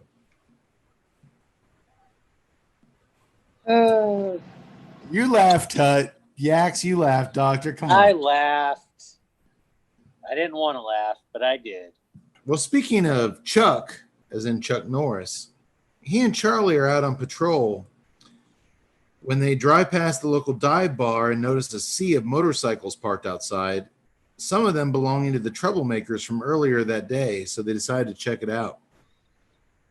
The sheriff tells Charlie, let me do the talking when we go in. But the minute they step inside, and it's total drunken pandemonium in this bar, topless chicks, rowdy bikers partying their asses off, Charlie yells out at the top of his lungs, all right, you motherfuckers, everybody against the wall. And I'm sorry. I laughed at that shit when I was a kid, and I laughed harder at it watching this. That is a funny moment. I totally did. Classic Gonzer. It reminded me of my 20s when I'm like $150 and I've got someone that I know is a badass right next to me. I'm barking up a storm. Is that kind of Thins, Doctor, and Yak Boy, when you guys would go into a bar with me, is that how you would feel? You were into Not really. But I did like how they were just had the topless chicks on the bar. They were pouring beer off their tits and licking it. It looked like quite a scene. I miss bums. It was a typical Thursday night. Well, man, that moment is so damn funny. Well, the bikers all laugh at Charlie. They don't take him seriously at all. And the tall female from earlier with the tattooed boobies even approaches him and takes her top off, to which Charlie reaches out to squeeze her gazungas until Sheriff Stevens stops him. Come on. And instructs him to go outside and call for backup. Even for Chuck Norris, there's like 30 bikers in here. You need backup. Or you need to at least ask for backup. Oh, and if just in case you didn't know these guys were serious, the bikers, the bartender is strung up by a noose in the corner up on the bar. So it's clear that these guys are more than just tough talk. They've taken over this little bar. These are bad hombres. These are bad hombres. But quickly we learn they're not that tough at all. As Chuck Norris roundhouse kicks all of their asses one by one, they're kind enough to wait in line for him to roundhouse. Let's also be kind enough to note those poor bastards who just got literally a pool cue right in their sack. Just like 12 times. Just you either get the roundhouse boot kick to the face 4 times in succession, where there's one where I think they did a slow-mo, but he just kicks this dude. You either get the kick in the face or you get the broken pool cue over your groins or head. And like Cade said, they kind of wait and come 1 or 2 at a time so he can just proceed to absolutely beat the living fuck at every one of them. This is where all the Norris jokes come from. This is bad motherfucker.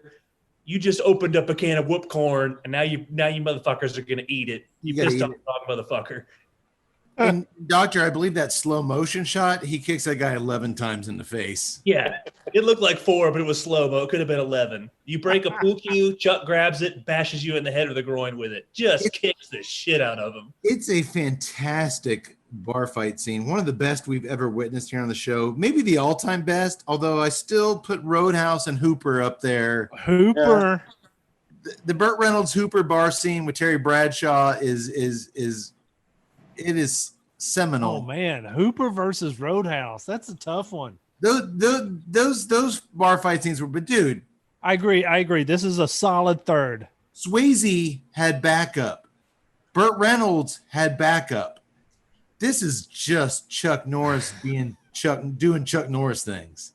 Man, I'm sorry. I didn't see Hooper. I got to take your word for it. I love Roadhouse. But, Cade, to your point, even though those guys are bumblers, he's got a crew of 4 or 5 bouncers that are there to at least tackle somebody and take up a space. This is Norris by himself. This is the greatest single-man ass-kicking bar fight ever. And I mean, nobody gets like a slap. You either get face-kicked or pool cued. It's your fucking ass. I think I'm gonna change my stance, and I'm going to agree with Doc here because of the solo aspect. And you know what helps? Give the nod to Norris. You know what helps your case, Doc? At the end of it, when he's standing there looking over the carnage, there's not a bunch of dudes like holding their nuts or heads like, ugh. Dude, they're all out cold. It's like the Gone with the Wind scene, man. The bodies are just laying there. There's 30 dead bodies at the end of this scene. No, They're that is not- kind of they're fun. not- The Gone with the Wind scene. It's a high crane shot looking into the. Now, granted, some of those guys might have been pulling at me where I would just pretend like I was unconscious. Tut style. Like, hey, he only kicked me once. I'm kind of okay, but I'm just gonna pretend like I'm passed out. And I love the biker leader with the high pitched voice because at first when Gonzer does a "oh you motherfuckers" and they all laugh, he's like, "Y'all better get your asses up against Ma." I actually like that dude. I thought that guy was great. Well, that guy's good.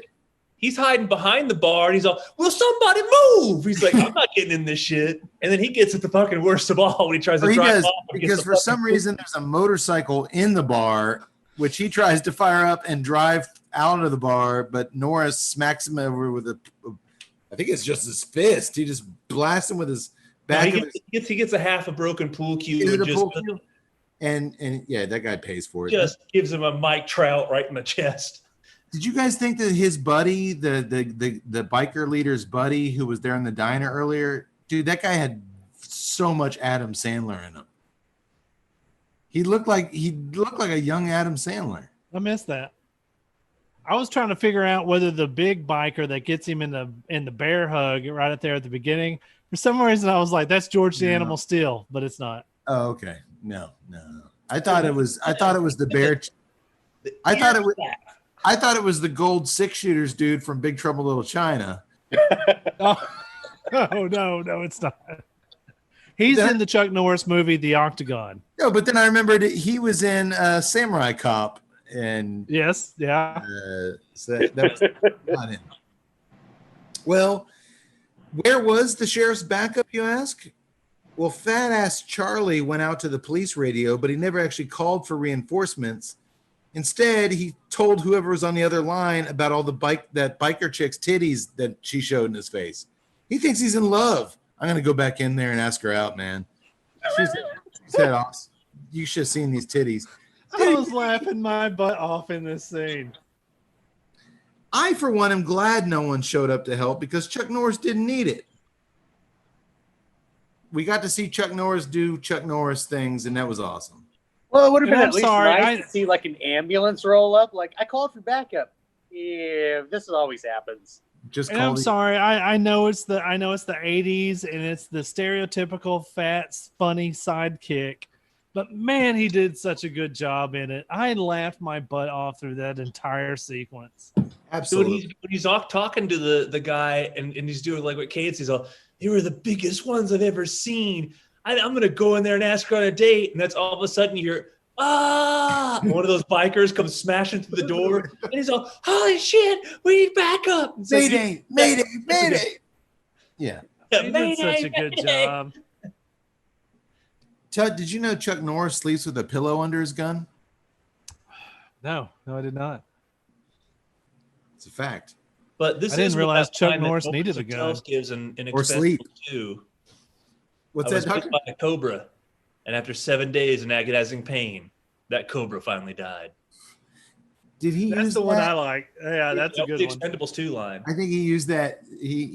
Chuck Norris told a Chuck Norris joke and explained I it. love that. Like, we haven't seen you around in a while. I was bit by a cobra. They're like, "What?" And he's like, "After 7 days in agonizing pain, that cobra finally died." Chuck Norris once threw a grenade and killed 50 people, and then the grenade went off. I'm Hey, sorry. Kate, Chuck Norris jokes are great. Hey, Cade, I'll did give you you- shit about them, but they're great. Oh, and a fun tip, boys. If you have an Alexa in your home, Amazon Alexa, you can ask Alexa to tell you Chuck Norris jokes, and she'll tell you Chuck Norris jokes all day long. Did you know that Chuck Norris can impregnate a woman by pointing at her belly and going "booyah"? I did know that. All he's got to do is hike up that knee, and I'm taking a pregnancy test. I still accept my youngest daughter as my own. I'll raise her and I'll treat her the same. But I know it was Chuck. Until she starts kicking the shit out of kids in the playground. So she starts roundhousing kids on the playground. Then, Chuck, that's your problem. It's not We've got a problem with Maggie. We brought in a bumper pool table today, and she lost the game, broke the cue over her knee, and proceeded to beat the shit out of the entire first grade classroom. I don't see the problem. Every day when she walks into daycare, the Walker Texas Ranger theme song starts playing out of nowhere. Through the eyes of a stranger, The unsuspecting danger. You know what? I hate to admit this. I've only seen maybe a half an episode of Walker, Texas Ranger. Oh, What? missing Yeah. out, dude.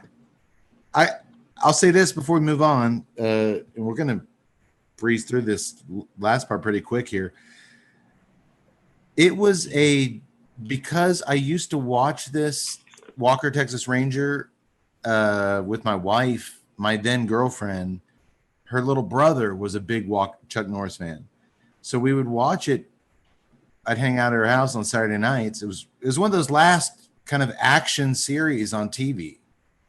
You know, we used to have the A-Team, the Fall Guy. We used to have these action series, and you don't have like action hour-long series anymore. It was like the last of kind of a dying breed of just episodic action. And we used to watch it with her little brother. And then I moved to Canada for a while. And to kind of keep some sense of normalcy in our relationship, she was in Texas, I was in Canada. Every Saturday night, we would watch Walker, Texas Ranger together, even though we both knew it was cheesy as shit. And we'd make fun of it as we'd watch it. It was this comfort food. Yeah. And we would just, an hour every Saturday night, we'd be on the phone and we'd watch Walker, Texas Ranger and laugh and poke fun. And it was just, I have a very soft spot for Walker, Texas Ranger. I'm actually going to look for it streaming somewhere, and Plus, that's one of the things I want to watch it. Oh my God! Start from the beginning, because one, you'll see everybody from these early '80s Chuck Norris movie. He brings them all back in that show. If there's a villain in these old action movies, he gives them a job on Walker, Texas Ranger. Plus, you got Argyle from Die Hard as Trevette, his sidekick. Right. You've got the bad NFL owner, or the last Boy Scout doctor. Yeah. Noble Willingham. Yeah. Noble Willingham is kind of his little sensei, the older guy that owns a bar. Dude, it's a fun show, and they do some crazy shit on there. But in the last 15 minutes, you're gonna get roundhouse kicks, a lot of dead bad guys, and it's all wrapped up with a neat little Chuck Norris bow on top. I love that kind of situational. Just wrap it with a bow. I'm good. It was the last this day and age. I want that. They filmed a lot of it in Texas. I swear I met a bunch of people like playing golf or wherever in the early 2000s that all claimed they'd been on there as an extra. Extras and doctor, when we were making movies, every single actor that came in to audition for our movies in the early 2000s, the one thing you could count on their filmography, they had appeared on an episode of Walker, Texas Ranger. And I can count, I know in one episode, Sam Jones, the guy that played Flash Gordon in the 1980 Flash Gordon movie, I know he was a villain on there once. I know Courtney Gaines played a thug on there once, right? I remember seeing Gaines with long red hair riding a four-wheeler as he was like a thug. A lot of four-wheelers, a lot of bad guys on four-wheelers. It's possible that the actor Brian Libby, who gives a wonderful performance as John Kirby in this movie, he might have been in one of those at one point. I actually believe he was. He was also a Simon & Simon and Magnum guy, the guy that plays our killer John. But you know where I recognized him from? He's got one of those faces, but I immediately was like, oh, he was the guy in Eraser, the Arnold flick, when the mob guys go to stop the arms deal at the docks, the mafia guys. He meets him at the gate and he's like, government business, boys, get out of it. I'm like, oh shit, that's the killer from Silent Rage. Why is he doing this? He was also in Heat. He has a very small part in Heat when it's the scene where the Pacino's crew is working with the SWAT team, and it's the one where Val Kilmer and De Niro walk away. They're going to break into something, and they hear something drop. The SWAT team in those trucks. He's in the truck. Like, comes in and we're going to walk. And it's David Morris is the guy that drops his water bottle. Yeah. He said Captain Jackson said, and Captain Jackson is Brian Libby, and he's the one who says to Pacino, he's like, we're going in or whatever. He's like, no, they're going to walk and we're going to let him. But it's like the guy that he argues with that is Brian Libby. But my God, he's so good in this. Fantastic, terrifying performance. It's all facial. It's all physicalities, especially in that opening scene. His physicality and his weird body movements. Like, my God, the dude put a lot of thought into this character. He was great. Okay. Well, when Sheriff Stevens goes back to his bachelor pad to ice down his muscles and his mustache after that bar fight, guess who shows up? That's right, Allison. Earlier that day at the Institute, she told him she just couldn't fathom being in a relationship with him again. She just couldn't do it. Well, as it should, her mind has changed, and boom, we cut to them making love and eating from a nicely prepared charcuterie board all afternoon long.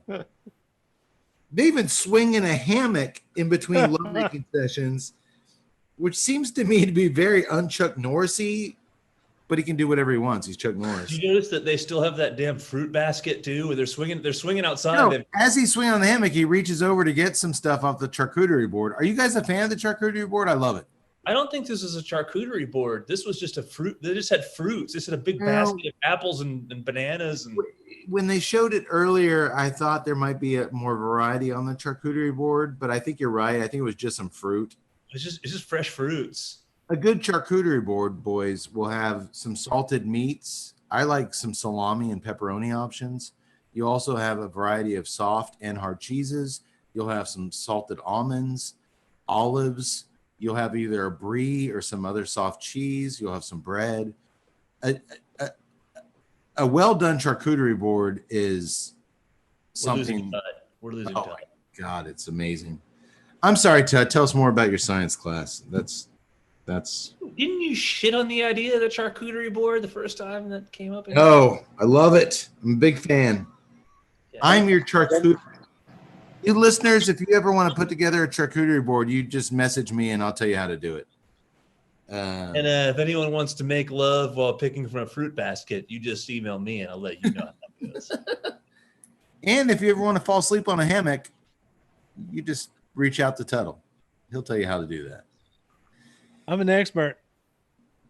Well, man, Dan and Allison do it like 3 times over the course of an afternoon. That has to be some kind of record, right? No. I mean, I've done that. Yeah, whatever. No. It's not that impressive. The man certainly knows what he's doing with the ladies. Did y'all know the only time Chuck Norris was ever wrong was the one time he thought he made a mistake? And to top it off, Chuck asks Allison to go away with him to his cabin up in the woods for a few days as they make love in his cabin up in the woods. I was like, wait, your home is in the mountains. That's so fucking Norris. He's got this immaculate home, and then I've got a place up in the mountains. What's wrong with this place? It is in the mountains, and it's a cabin. He's like, you want to get away to my place just like this, but somewhere else? Yes. We got another fruit basket up there. We can fuck and eat some more apples. You got a hammock? Okay. We've been fucking all day in this cabin in the woods. All right, we'll go to that cabin in the woods. That was just so weird when he said that. I have a secluded cabin up in the woods. They were out on the deck of his cabin in the woods. That's the thing I love is that they're out on the deck. You've got this shot of and he's got his leg in up the foreground, and then there's like hills and mountains in the background. I'm like, what? Hey, I got to put up in the mountains. Sometimes I just want to get away from it all. Fucking in the mountains. Yeah. That night we joined Dr. Hellman. God, is Ron Silver? I'm sorry, he's so good in this. Yeah, it's great. As he heads home after a long, frustrating day at the office, his boss, Dr. Phillip, told him to get the fuck out of there. His artist wife is painting a huge mural of a sunny side up egg, and he seems impressed by it for some reason. Oh, looks like he got a lot of work done today. Looks great.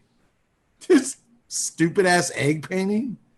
What else is he going to say? He's going to walk in, and that looks like shit. Man who knows how to get laid. I hear that when Chuck Norris wants an egg, he just cracks open a chicken. She seems like a doting wife. Yaks laughed. Yaks laughing. I'm just laughing because I can't stop laughing. This is so terrible. She seems like a very doting wife, understanding of the stress of her husband's work. They have good chemistry together in this quick scene. I thought it worked. I cared. She offers to run out for a pizza. He says he'll get it, but she's like, no. You had a hard day at work. Let me go get a pizza.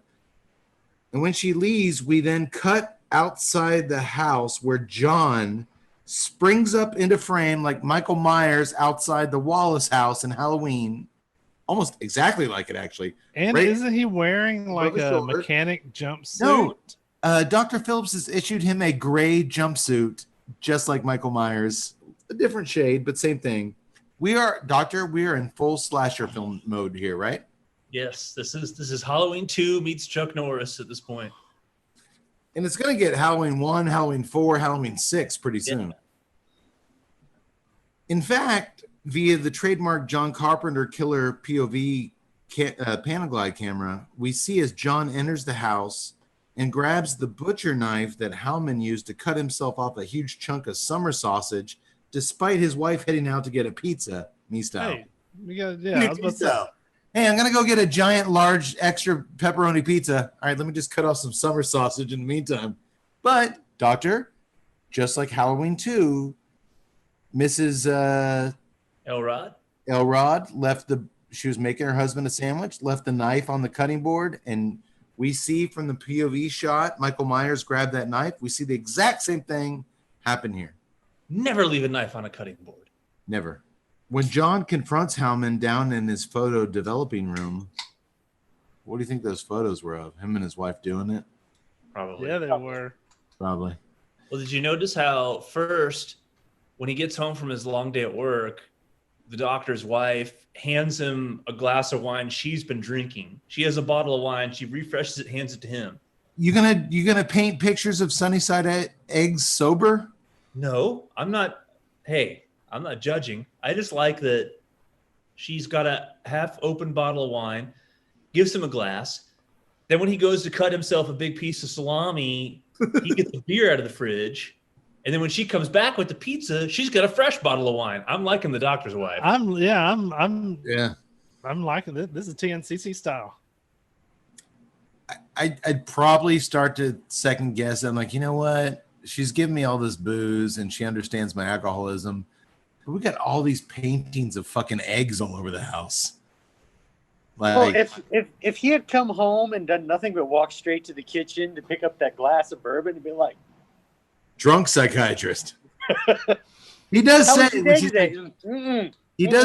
he does say TNCC style when his wife's like, "Can I get you a glass of wine?" He says, "Make it a triple." That's us. And I noticed she didn't pour him a triple. She just added a little bit to her wine glass. But she handed it right over. I mean, come on. She did. Well, And like our wives who just like, all right, you need to slow down. Clink, clink. And then later it's us sneaking back into the wine bottle. But, you know. I'm sorry. I don't have a wife. I liked her attitude.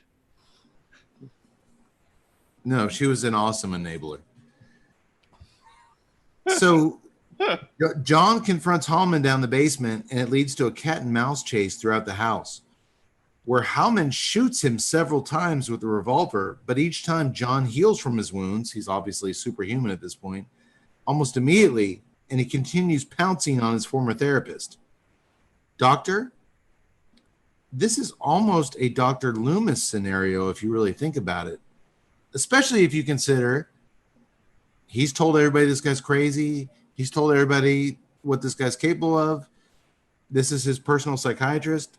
It's got that Loomis vibe, but, and obviously Silent Rage came out in A2, but Halloween 6, where Loomis finds out that other doctors at the Institute, Smithsgrove, Dr. Wynn, have been emboldening and actually supporting Michael Myers, which Dr. Phillip has.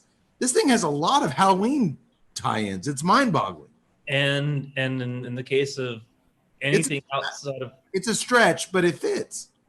no, and what I was going to say was not a stretch. Anything out of part 1 and part 2, you could say they took from it. Anything that you see that's part 4 or part 6, this movie came first. They obviously, you have to wonder if when they looked at some of the stuff later, they were stealing from Silent Rage. Yeah, I think there's some kind of influence here from Silent Rage into the Halloween. There has to be. Yeah. There has to be. Now that, I mean, I don't know the timelines. Like, I didn't know that. I knew Halloween came first. I didn't know that 2 came before this, but I knew this came before the others. And so when y'all were talking about the 6 references, I was like, dude, they had to have looked at this, because this is it was one of the connections my brain was making was the Halloween connection. Well, we're going to get more into the Halloween 6 and the Halloween 4 later. Eventually, John kills Dr. Howman, and when his wife shows up with that pizza, All right, so he kills Dr. Howman, and good job, guys. Good job. That whole sequence. You had the nice chase. You had the getaways. You had the tense moments to where it's like, I've got the killer. I'm doing it again. Now, there was one of the scenes where he shoots the dude, and the dude falls down on the ground. And then for some reason, instead of looking at it or getting out, he goes into a next room, and it's like, kind of cowers against the corner. Yeah.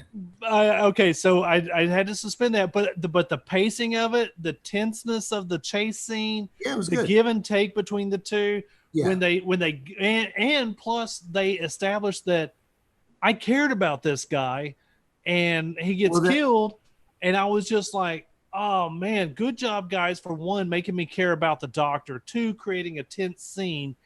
And then they kill him, which it's a horror movie slash action movie. I expected, or I kind of expected it then. But then here comes the wife. And my heart said, oh, no. Yeah. And the fact your heart said that, having spent so little time with her, and you know what's about to happen, that's good filmmaking. I thought what was weird about, yes, and the reason why the Dr. Howman death scene was great was because Ron Silver's so good. Yeah. It's not that it's that well written of a character. He's just a great actor who really pulled it off, and you really didn't think he was going to get killed at this point in the film. You felt like he might be part of the solution to solving this thing. Yeah. He gets killed. It was unexpected, and that's what's great. But I wonder, sorry to interrupt, but I wonder if they were like, all right, we understand our Halloween influences here. Loomis survives in the Halloween. Maybe we should kill this dude to differentiate ourselves. Well, at this point in Halloween 2, Loomis got blown up in the hospital. But I don't want to read minds or try to inject my theories on it. But here's what I did not get, and it really bothered me too. That scene where he does shoot John and then go into another room and kind of like turn his back to him. He saw in the laboratory them cutting. Oh, that's a good point. I didn't think about that. Cutting John and his wounds healing immediately, and them saying that he's indestructible. You shouldn't have taken. I totally didn't make that connection. You're a smart man. You shouldn't have taken your eyes off the guy. Yeah. I understand 18-year-old Jamie Lee Curtis taking her eyes off Michael Myers because she thinks stabbing him killed him. I don't get a guy that was told we've made him indestructible. You've seen us slice him up and it heals. Why is he turning his back to him? That makes no sense. And you're a brain specialist. Why didn't you put that gun right there and blast him in his fucking head and blast his brains out?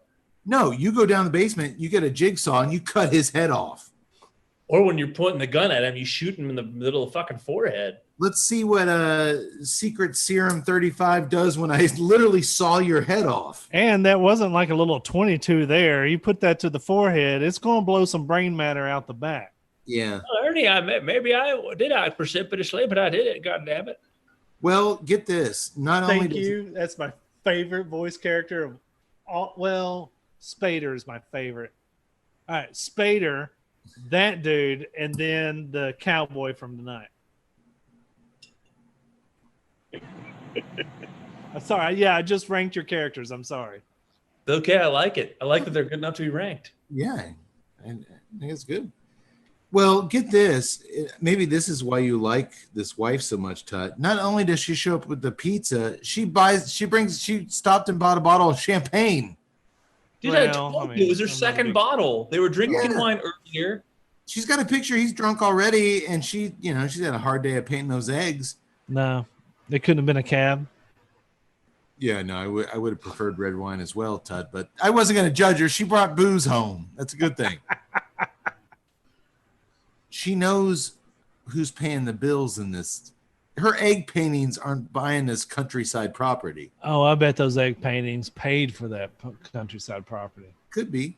That would have been a good asshole scene if he were still alive and she showed up and puts the bottle down and he delivers Ron Silver delivers that Tut line. Couldn't have gotten a cab.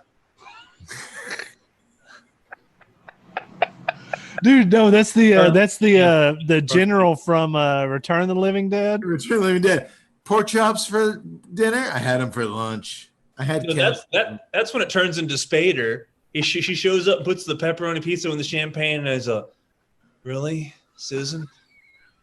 Champagne with a meat lovers? You couldn't have gotten a fucking Cabernet. I don't know what the fuck I'm doing here.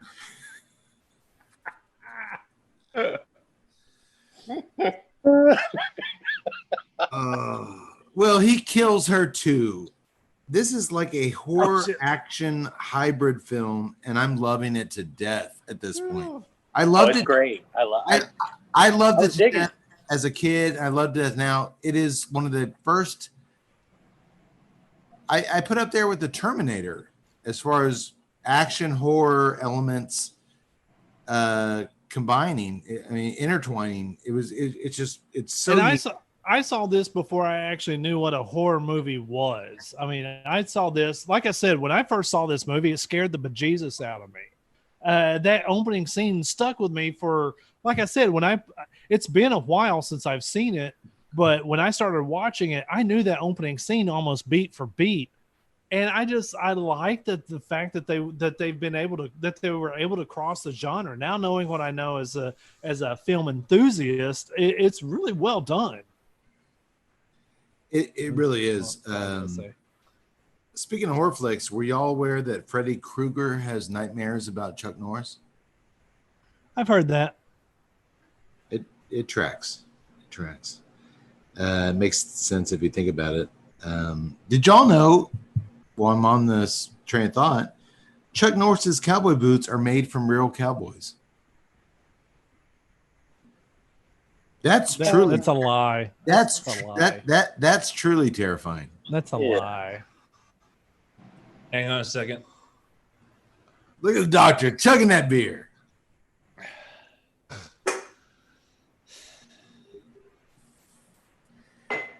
Allison shows up at the house. She lives with her doctor brother and his wife at the house. And as she packs up her stuff to go on her weekend getaway to Sheriff Dan Stevens' cabin in the woods that's separate from his other cabin in the woods, before she can be killed by John, who's still in the house, Sheriff Dan Stevens shows up, and we see John slink away off into the darkness. Soon, deputies in the coroner arrive to haul away the dead bodies, and Stevens doesn't know what the fuck is going on, so he tells Charlie, Gonzer, take Allison to the institute to get her a sedative or something. That tracks. That's 80s. You know what? She saw some stuff. She seems kind of squirrely. Give her a sedative at the institute. That's 80s. Why can't they go to the county hospital? I don't have time to make love to her right now. Get her a sedative.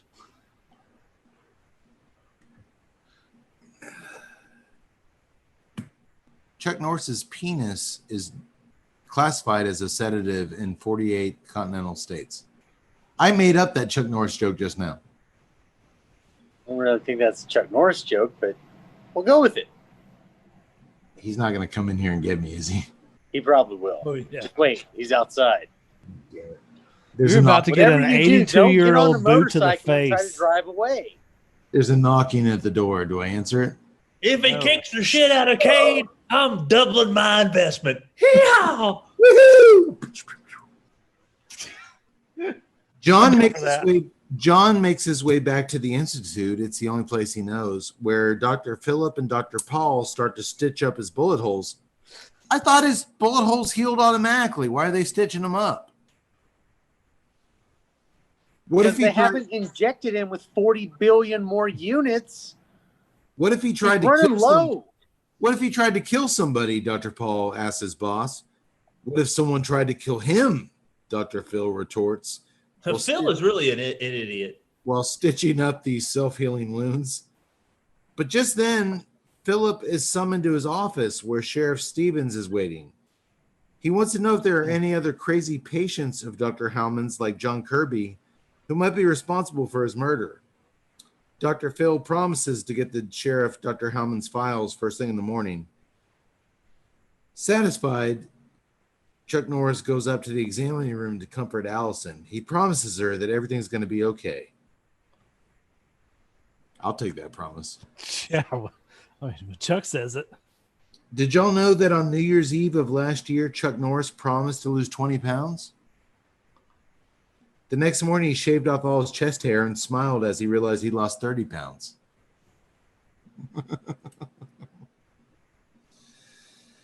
Down in the laboratory, Dr. Phillip tells Dr. Paul that he doesn't care if John killed 1,000 people. We're scientists, not moralists. John Kirby is the future, and because of him, 1 million lives could be saved. That's wrong. That is wrong. There's still ethics in science. Doctor, back me up here. Dr. Phil is terrible. Oh, Tut, you're one of those guys that listens to scientists? Fascist. Actually, the character of Dr. Phil is the fascist. He's an asshole. He's a huge asshole. He's a giant asshole. Yes, self-serving. My God, Doctor. The level of degrees that scientific testing needs to happen to make something like years of testing. Am I right? The lack of professionalism on display in Silent Rage is off the charts. My God, it could make a man's asshole burn with his lack of professionalism. Good God, man. That's strong. Make an man's asshole burn. Doctor, that's strong words for me. Very strong words, and the assholes will burn with the lack of ethics. Well, you're the most ethical doctor I know, so I'm going to take that to heart. Many assholes burn that day, my friends. Yeah. But finally, Dr. Paul talks some sense into the mad Dr. Phil, and they agree that nobody is going to give them the Nobel Peace Prize for creating an unstoppable killing machine. Good call. Imagine that. Good call. So Paul fills his plastic syringe with hydrochloric acid. Wouldn't that melt the syringe? Depends on the polymers used in the plastic. I suppose you could put hydrochloric acid into a syringe, but my problem is what happens next. After he injects into his neck, it would have caused his head to explode. Yes. I always wonder in these movies we do. We did one. What was that movie we did at the beginning of the year? The Predator ripoff, Cyborg War or Cyber War. Or remember that movie? That was like the Predator ripoff. They had these coffee cans of hydrochloric acid that it kills anything. Totally disintegrated. And to go to your point, Tut, Return of the Living Dead. He's got a mason jar of hydrochloric acid. This will burn anything. If it burns anything and destroys anything, how can anything contain it? Well, no. I mean, because you can contain hydrochloric acid. I just don't know how. Obviously, it's a substance, so there is a way. But these movies, like, dude, if it can melt anything and kill anything, how can you draw it into a plastic syringe and not melt the syringe? But I will say, and maybe the oatmeal's talking here, hydrochloric acid is kind of the 80s quicksand. I mean, it was all around, and it was kind of like your one-stop, movie trick. If you want to kill somebody, hydrochloric acid? I think so. I just think it's weird that you can, this unstoppable acid that can melt anything, you can put in coffee cans and plastic syringes, and it doesn't. I think it's weird, but to Doctor's point, I think it's weird that you can inject this into a dude and it doesn't eat his face right away. Yeah, you could have had some sort of syringe that could contain the hydrochloric acid, but the minute you inject it into the guy's neck vein, I don't care what he can do. At that point, his head's blowing up. But if he's got the off. regenerative powers, and let's say that the regenerative powers due to the treatment, maybe he was only at a fraction of his powers, and those healing quantities exponentially rise, a la Wolverine. You know, Wolverine, you can take him down to the skeleton and he'll come back. Is that true, Yax? It is. Okay. It's actually at the molecular atomic level. Well, at the very least, getting injected in the neck with sulfuric acid, that has to hurt. I would assume it would have been very painful. My God, it would have been painful. Every nerve ending in his body would have been on fire with pain. You know what never hurts or makes me say ouch, boys? What's that? Glad you asked, all three of you. That's right. I'm talking about injecting this sweet aromatic smoke from a Pappy Van Winkle's Family Reserve barrel fermented cigar straight into my smoke hole. Segway. This unique stogie is a long filler premium cigar rolled in limited quantities at La Gran Fabrica Drew Estate in Esteli, Nicaragua. Deep barrel fermentation is the key process that makes this expression vastly different from anything else in the market. Hand-selected leaves from Kentucky are packed into small torquettes, or bundles of tobacco, which are then loaded strategically into oak bourbon barrels. Those are the best kind of bourbon barrels, oak bourbon barrels.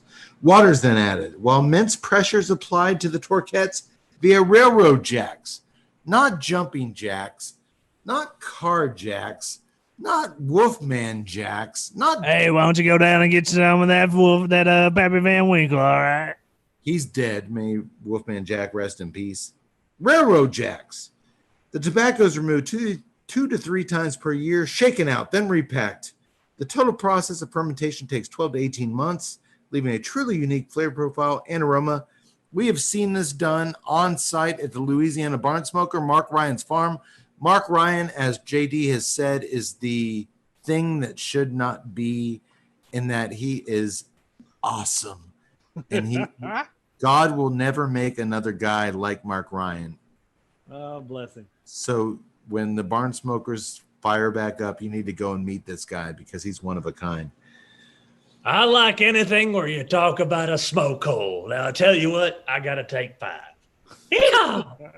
Yeah. The Pappy Van Winkle's Family Reserve Barrel Fermented is now available at every brick and mortar Drew Diplomat retailer everywhere. If you'd like to smoke the unique pig-sized Vitola of the Pappy, head over to the pappyco.com website, as that's the only place you'll find it. There's a 0% chance you'll be disappointed. Did y'all know that Chuck Norris can divide by 0? Only man who can. Tut, you're a math nerd. That's hard to do. That's impossible to do unless you're Chuck fucking Norris. Well, Dr. Phil, upon finding Dr. Paul's dead corpse in the hallway, retreats to his office where he starts chugging bourbon like crazy. Something I can certainly relate to when our best laid plans go suddenly south. When John shows up in his doorway, Killer John. Monday nights. I get that he's healed instantly, but why doesn't his gray jumpsuit have any bullet holes in it?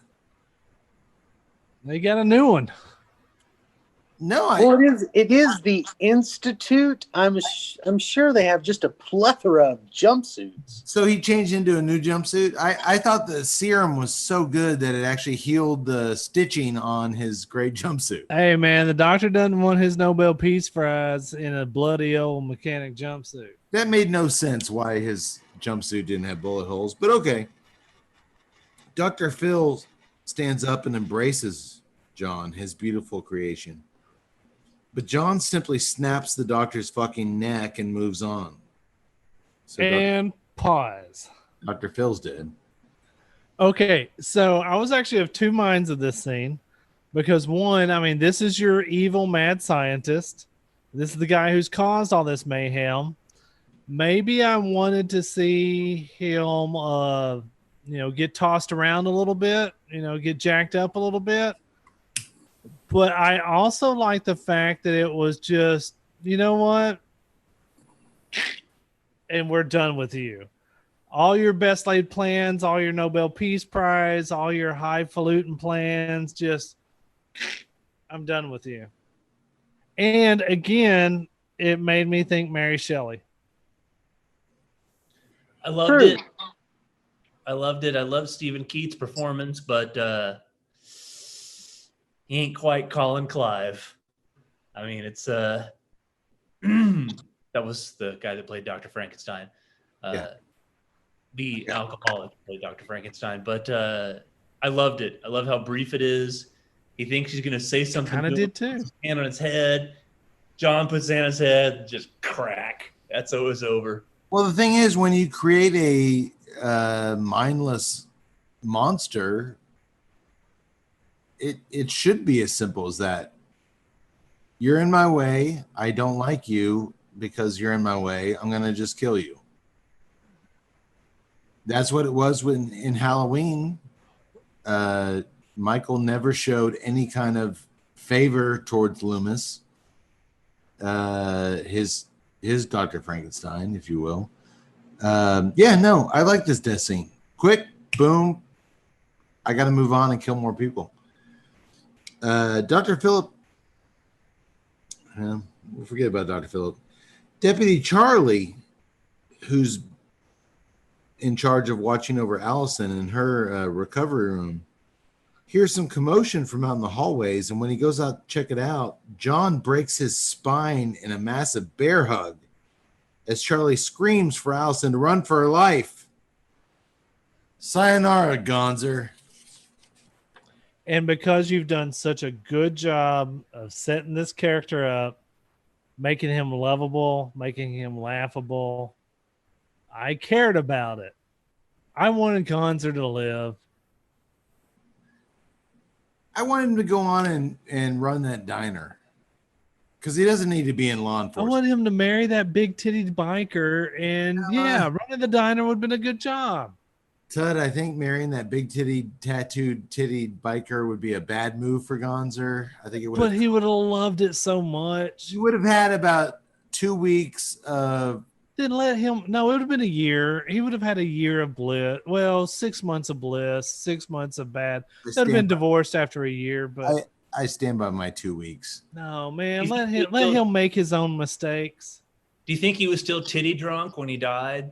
Like that was the last thing. He's been thinking about the fucking gazombies all day. I would have been. The last moment when John Kirby's about to crack his back, he just sits back and thinks of those titties.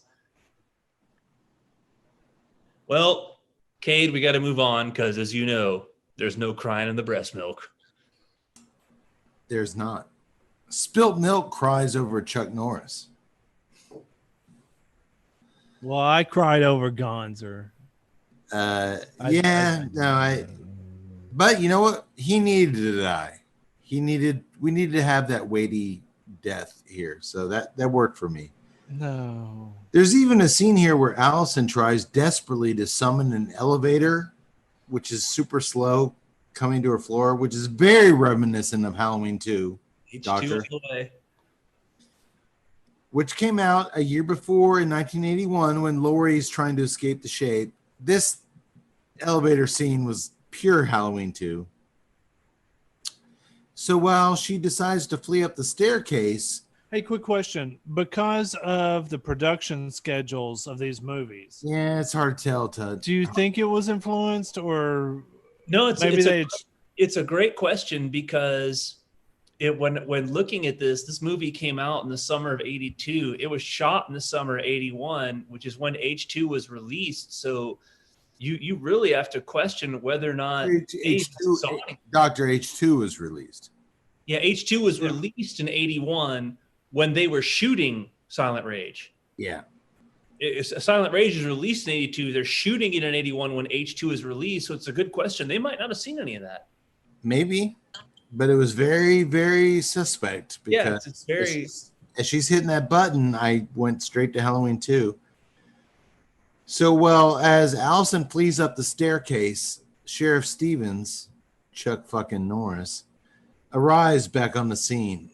In a tender moment when he finds Fatso Charlie dying, Gonzer, we get to see that old Chuck. You know how we get to see that Chuck Norris isn't happy? He takes his hat off. Oh, yes. I noticed that immediately. When he's not happy, he takes that cowboy hat off. That's when you know he's tender Chuck. Tender Chuck Norris. But the cool thing about Chuck Norris is, like, look at my hair. Chuck Norris doesn't have hat hair. Todd, I wish you would have let the mustache come in for tonight's show. I know it was short notice, but in fact, now he is super duper pissed as he raises up from Charlie's dead body and puts on his cowboy hat again. He's ready for business. Did y'all know that when Chuck Norris gives you the middle finger, he's telling you how many minutes you have to live?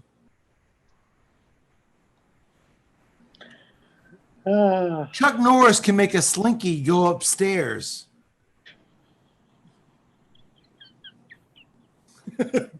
He acts like that one. He ain't fucking around, folks.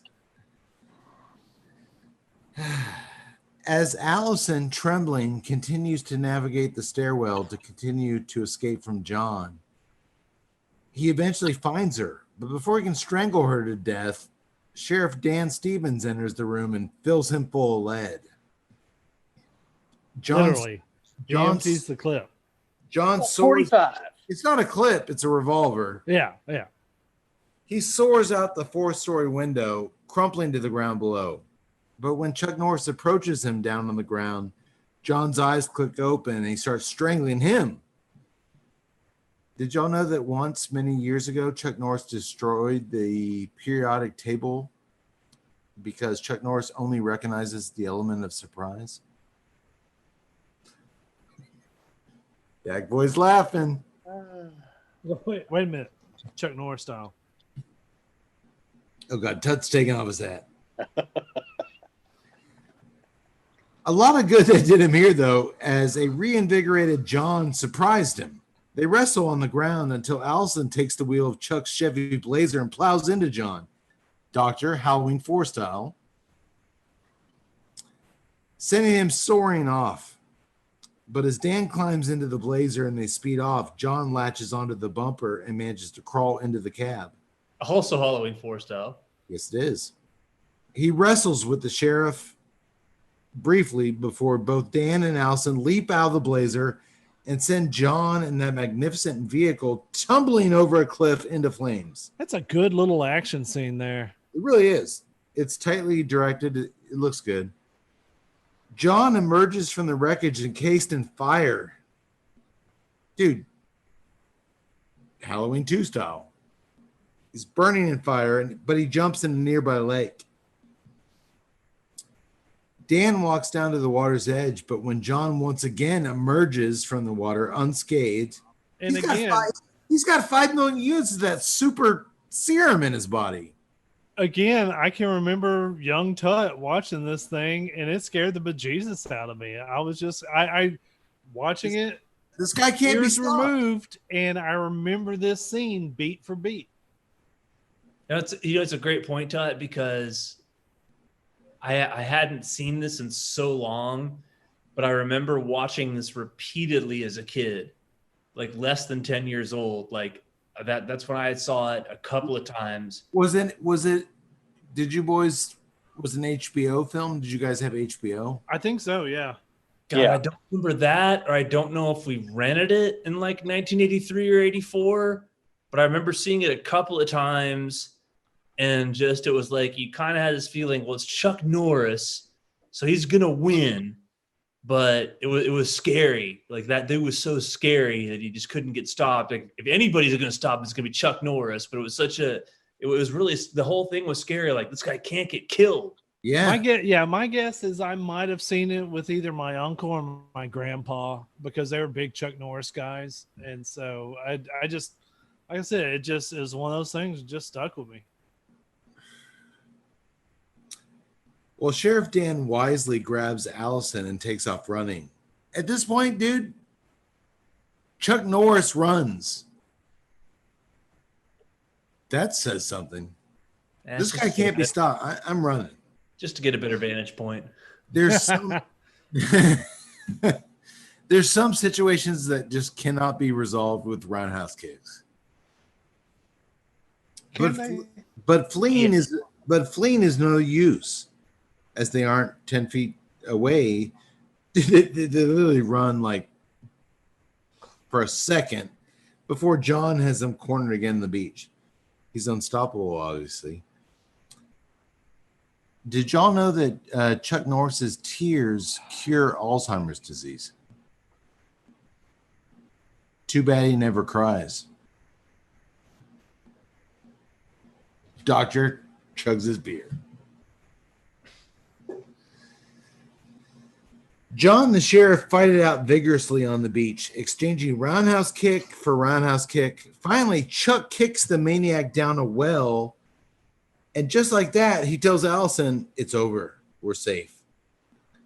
But as we know damn well, pun intended, from Halloween 5, it's not over. As John bursts up from the well down below, and we freeze on him coming back to life, and that's the end of the movie. Silent Rage 2. Okay, the well is a deep situation. Which leads me to my final thoughts. If any movie ever deserved a sequel, this is it. I'm actually physically, when I watch this, I got physically angry at this movie for not having a sequel. You got a great monster in John, a classic hero in Norris. Uh-huh. You clearly see he kicked him down a well.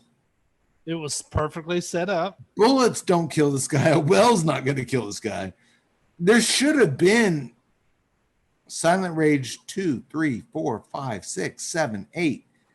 Now here's the big question that why the hell was there never a sequel to this movie? What was the box office on this? Now you're asking me to retroactively do some work? Well, look at it this way too. Norris, even though he's about 40 years old at that point, he's made his late 70s movies like Good Guys Wear Black and Breaker and Octagon. His film career is really taking off. And the whole idea of the sequel, other than a Star Wars movie or a Godfather movie, was still very much kind of, or Jaws, was still kind of in a early phase. So but you had Missing in Action, you're getting Lone Wolf McQuade, Invasion USA, Code of Silence. Norris is really off and running into a film career, and at that point, you're going to think, well, I'm an actor. I don't really want to go back to a sequel if I don't have to. Especially, he's getting offered all this money. We want you to play the badass in Invasion USA. Play the badass in Lone Wolf McQuade. Play the badass in Code of Silence. It's like I don't need to do this. To me, that makes sense because my follow-up would have been, but while they were filming this, Halloween 2 came out. So, wouldn't you think that there's money to be made in a sequel there?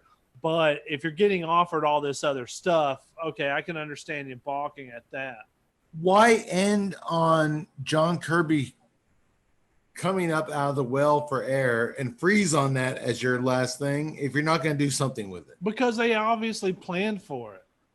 Yeah, it's clearly a design. Like, we're going to have him burst out so we can make a sequel. Yeah. But, we don't know the history. Bigger money, bigger offers, bigger things. Let's just... I kind of agree with Doc here. I think that the editors and the producers set it up for a sequel, and they had dollar signs in there. And Chuck might have been like what Mincy said, Doctor said, and it was like, "No, I'm good. I'm good. Well, I'm not. Give me my Magna Force money." All of a sudden, it's like, hey, Chuck, we're thinking about Silent Rage 2.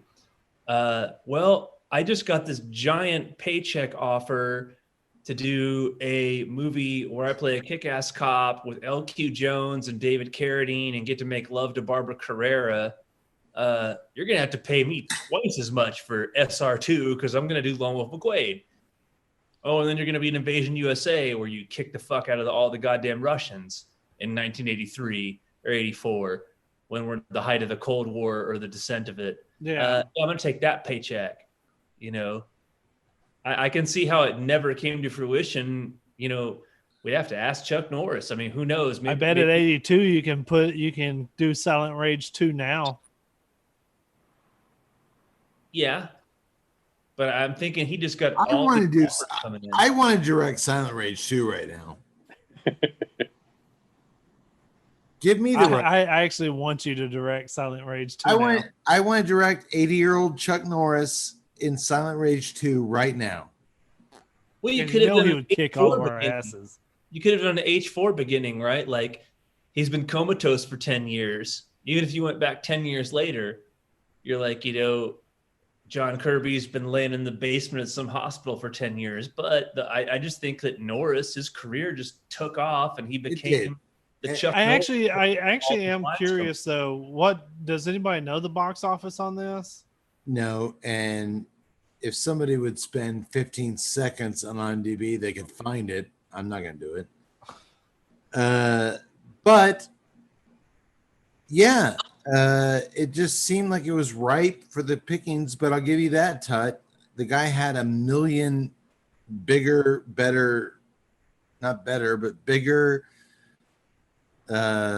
profile opportunities when he got involved with Canon Films. Invasion USA. Dude, I could have gone a million different directions with Chuck Norris tonight.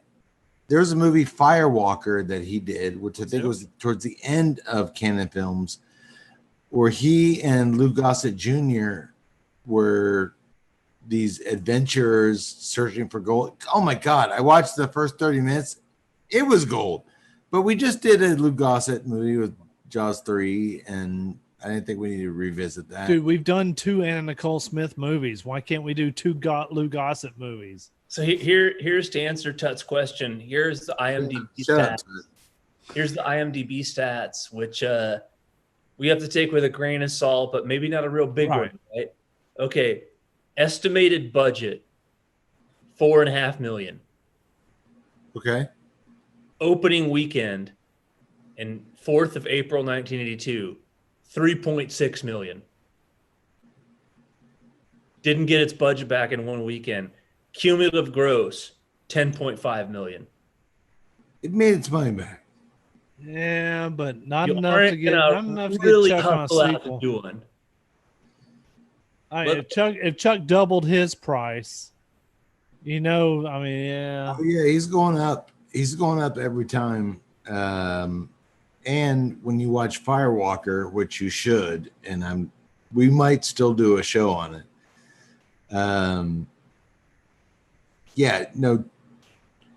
Chuck. Well, I'm actually glad that we did Silent Rage because I know I'm going to be weird on this, but Silent Rage is my favorite Chuck Norris movie. It's the one that just impacted me the most. I'm surprised at how much I remember of it and how clearly I remember it. When I think Chuck Norris, I think of that roundhouse kick there on the beach. It's iconic. Whereas take this in, for example, Cade, Halloween 2, which comes out about 7 months earlier. Estimated budget, $2.5 million. Opening weekend, November 1st to 81, $7.5 million. Gross, $25.5 million. So that shows you how much more that made. So, I mean, Kate, if you were just going to take a guess, with Norris not really being an international superstar when Silent Rage came out, he's got a following, he's been in some kung fu movies. Budget's $4.5 million for the whole movie. What was his paycheck? And I don't know. I'm asking you to guess. I'm not. There's no way for me to look this up. I'm just guessing. Couple $100,000. So, I'm trying to look up Invasion USA, but yeah, all of a sudden, say you made $200,000, a tidy sum in 1981. Yeah. God damn it, for real. And then, hey Chuck, we think we can double this. We'll pay you $400,000, but then all of a sudden he's getting offered twice that, $800,000 per pitcher. You're fuck you, you know? Yeah. No, it makes sense. It makes sense why a weird set of circumstances never we never got to see the sequel. But I will have to. Well, I'm sorry. Go ahead. I was good right here. Budget for Invasion USA, which comes out, which is 85, right? So 3 years later, the budget's 10 million estimated on IMDb. So it was 4.5 million 3 years later. That means his salary was doubled. yeah. So I like reading when we do some of this stuff. I like reading the comments, the review comments from Amazon, especially if I have to rent it. And the first comment, I wanted to kick this motherfucker. He was like, he's a white bread Bruce Lee wannabe. And I was just like, dude, this motherfucker was trained by Bruce Lee. didn't he Shut fight up. Bruce Lee? Didn't they? Yes, Yes, he was in the Dragon. movie with Bruce Lee. Well, So when shut your mouth and sit on your couch writing your douche volcano Amazon review and just shut the fuck up. when I told our voiceover extraordinaire Keith A. Howe that we're going to finally be doing a Chuck Norris film, he was like, "Oh, are you going to do is it Way of the Dragon where Enter Chuck the Norris Dragon. Into the Dragon. where Chuck Norris gets his ass kicked by Bruce Lee?" It's like, that's the greatest. Bruce Lee rips off Chuck Norris's chest hair. Yeah, he's like that, and I'm like, no, we're not gonna do that one. But we're gonna be doing Silent Rage. Keith A. Howe hadn't even seen Silent Rage. I just think it's the quintessential Chuck film. It's a great movie. Yeah. Ladies' Man, 10-minute bar fight, kills the unkillable or beats the unkillable. You can set the tone for for everything Chuck Norris did and for all the jokes that come out later. You can just point to this movie. I mean, you've got so many more examples, all the ones we've talked about, Lone Wolf McQuade, Invasion USA, Code of Silence, everything throughout the 80s. You can point to any of those, but this one came first, and this is just, and I love, and Kate, I know you love it too. This is, when I was looking at trivia on IMDb, they said somebody said this is Chuck Norris meets Michael Myers. Yes. I was like, Yes. that's what it is, and it's fucking awesome. And that's what's awesome is that, and also you didn't have Chuck Norris in the stereotypical. It was funny because my wife asked me, she was like, "Oh, so what are you watching?" I'm like, "Sudden Rage," and she was like, "What is it?" And I was like, "Well, Chuck Norris plays a small town Texas sheriff," and she was just like, "Oh, yeah," but no, that's before the stereotype. This establishes the stereotype. This is where it all began, and I appreciate it so much because he gets his start in Bruce Lee martial arts movie. He's a martial arts known actor. He could have followed the whole martial arts movie, but no, he plays a cop in a small country town cop. It was just this established this genre. This is the whole beginning of the stereotype. I love that.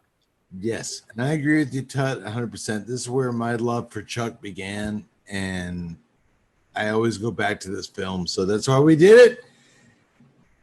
Fuck, Chuck Norris rocks. Tut, give us some links. All right, so if you are wanting to buy the protocol that you saw us do tonight, you can go to TuesdayNightCigarClub.com. Click on the Famous Smoke Shop banner there. It will automatically enter the promo code TNCC20. It'll give you 20% off of that fabulous purchase. If you don't want to buy the protocol, you can buy any cigar that you want. Just go to TuesdayNightCigarClub.com. Click on the Famous Smoke Shop banner. It will automatically enter TNCC20. You will automatically get 20% off of your purchase. Isn't that cool? And then guess what? You got some back to school shopping coming up next. Go to the Amazon.com banner on the Tuesday Night Cigar TuesdayNightCigarClub.com website, and you can do your shopping from there. It helps us keep the bills on. And if you don't want to do that, then guess what? You can follow us on at TNCC Cast for Twitter. You can follow us on all of our beautiful pictures, mostly Cade's pictures, at TNCC_podcast on Instagram. Follow us on Facebook. And good God, if you do not subscribe to Tuesday Night Cigar Club on YouTube, 80-year-old Chuck Norris will roundhouse his 80-year-old boot into your face. That's truth. Oh, wait. He'll knock your ass out. Ha ha! I like it. I'll tell you what, I like the cut of their jib. And I'll tell you what else. I like Don Imus over there. Yeehaw! Woohoo! I want to apologize for referring to Tuttle as Don Imus. It didn't hurt at the time, but as I sober up, it's probably going to hurt more. Maybe tomorrow. Listen to that. There's a little sting Don't there. sober up. But Only problem if you sober up. But man, boys, this is a fun one, and we got to smoke a really nice cigar, and we got to experience. I like my beer. I've Quite a gone bit. 4 over the oatmeal stout. I am probably going to roll another one. I'm good. There you go. So the beers were good. The cigar, man, it did not interfere with our enjoyment of our beers at all. It played nicely, I think, with all of them. Good God. It's a cigar with orange zest. Try the motherfucker. Yes, sir. Rising flavor, I'll say that. Okay. Well, boys, we will begin maybe next episode with our March to Halloween. Oh, my goodness. It's almost Halloween time. Yeah. Don't get me started. We usually start in September, so we're marching to Halloween, baby. My favorite date on the calendar. I can't wait to see what you deliver. Everybody's excited. We're going to be doing some scary fucking movies and some crazy fucking movies. And yeah, so it officially begins next episode, our March to Halloween. 2 months. We do a 2-month march to Halloween. And it's going to be fun. You'll love it. And we will scare the hell out of you. Oh, no. I'm talking to you, Tom. We will scare the fuck out of you. Your cowboy hat will shoot off your fucking face.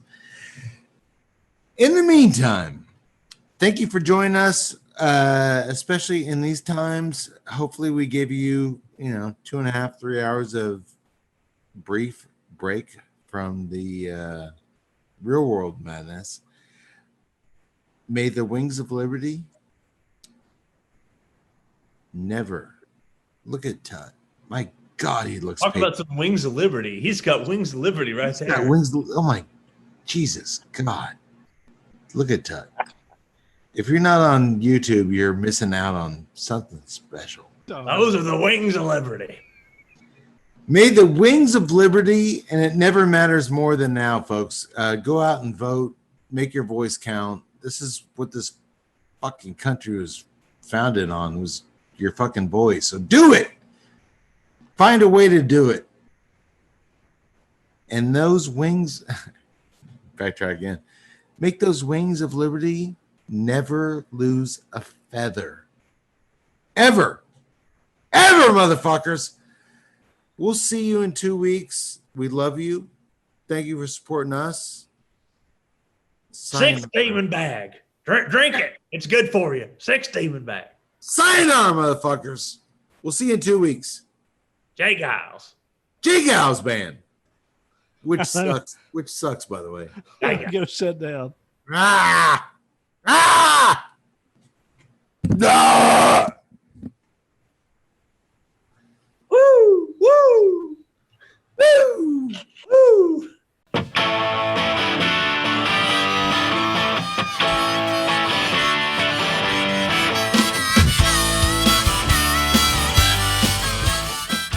To learn more about the time that Chuck Norris punched me so hard that my blood started bleeding, just rent the 1984 action-packed martial arts extravaganza, the Nonagon. You see, it's like the Octagon, but with an extra side. And speaking of sides, boy did my side hurt after Chuck Norris roundhouse kicked my ribs over and over again. It was my own damn fault for asking him what time it was.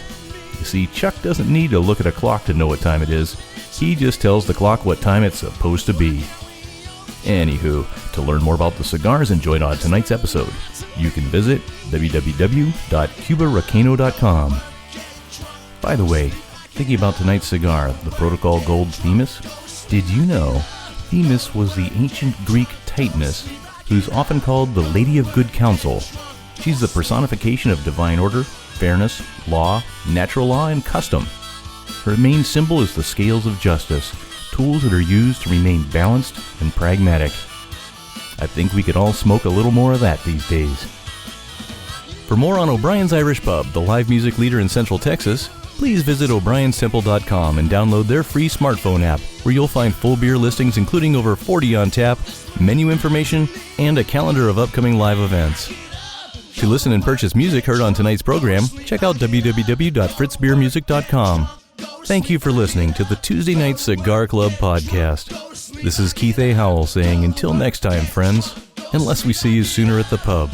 So keep it smoky, and for God's sake, keep it ballsy as well.